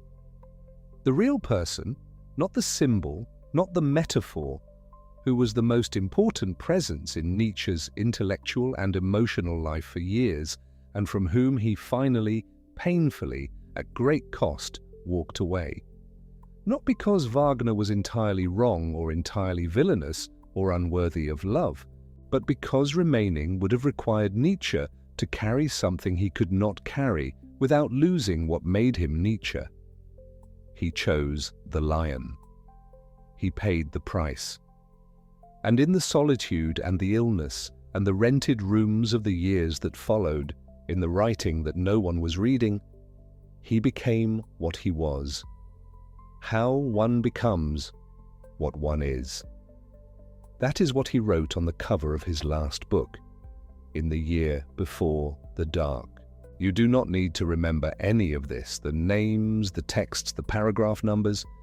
None of it matters in the way that a sleeping mind needs things to matter. What matters is what you felt when the description landed. When the word ressentiment arrived and something in you said, oh. When the camel's kneeling looked familiar. When the lion's sacred no felt like something you have been approaching for a long time without quite arriving at it. When the child's play, creating from abundance, giving from fullness, making something that is yours, felt like a place you haven't been in a while but haven't entirely forgotten. That is what is worth keeping. Not the philosophy, the recognition, the small private moment of being named. You are not broken for having carried what you carried. The camel is not a lesser thing than the lion. The camel is a necessary thing. You carry what you carry until you understand what you are carrying, and then the lion becomes possible. And you say no to your own pattern of disappearing until the child becomes possible, and the child builds until you begin to understand, slowly and imperfectly and across many years of living, what it actually means to be who you are. The night outside is whatever it is, late, dark, quiet, or the humming quiet of a city that never fully sleeps. Wherever you are listening from, whatever time the clock says, you are exactly where you are supposed to be right now, which is resting, which is letting the breath slow, which is releasing the grip of the thinking mind on all of it. The images of this night, the festering word left in the French because no translation contained it, the imaginary revenge that is no revenge at all, the camel in the desert, the lions quiet and costly. No, the child playing with the dancing star, the bestowing virtue and the gift that comes from fullness, the philosopher walking away from the man he had loved most, writing in the autumn before the dark, "Behold the man, how one becomes what one is." Let all of those go soft now. Let them become the kind of thing that moves through you as you fall asleep, not sharp enough to catch on, not loud enough to keep you here, but warm enough to stay somewhere in the tissue of the night. You have been carrying something. You may already know what it is. You may not yet. It doesn't matter tonight. The naming is its own work, and it takes as long as it takes. And there is no urgency in the dark. What Nietzsche was pointing toward across all of it, through the difficult texts and the precise French word, and the parable of the three animals and the autobiography he wrote for no immediate audience, was something very simple and very difficult at once. That you are someone. That there is a self there with its own order of rank, its own chaos, its own dancing star, its own values that originate in you rather than in someone else's approval. And that losing access to that self, in a relationship or anywhere, is the specific loss that no amount of harmony or comfort or frictionlessness can compensate for. Because the thing that makes love worth anything is the thing that makes it real. The presence of two actual people in the room. Be one of those people, even tonight, half asleep, with no requirement to act or decide or perform anything. Just be the person who is here, the one who was listening, the one who recognized something in the festering word and in the three animals and in the philosopher who paid the cost of keeping his own standards. That recognition is yours. No one can carry it for you and no one can take it away. One last sleepy beep before the dark. Good night.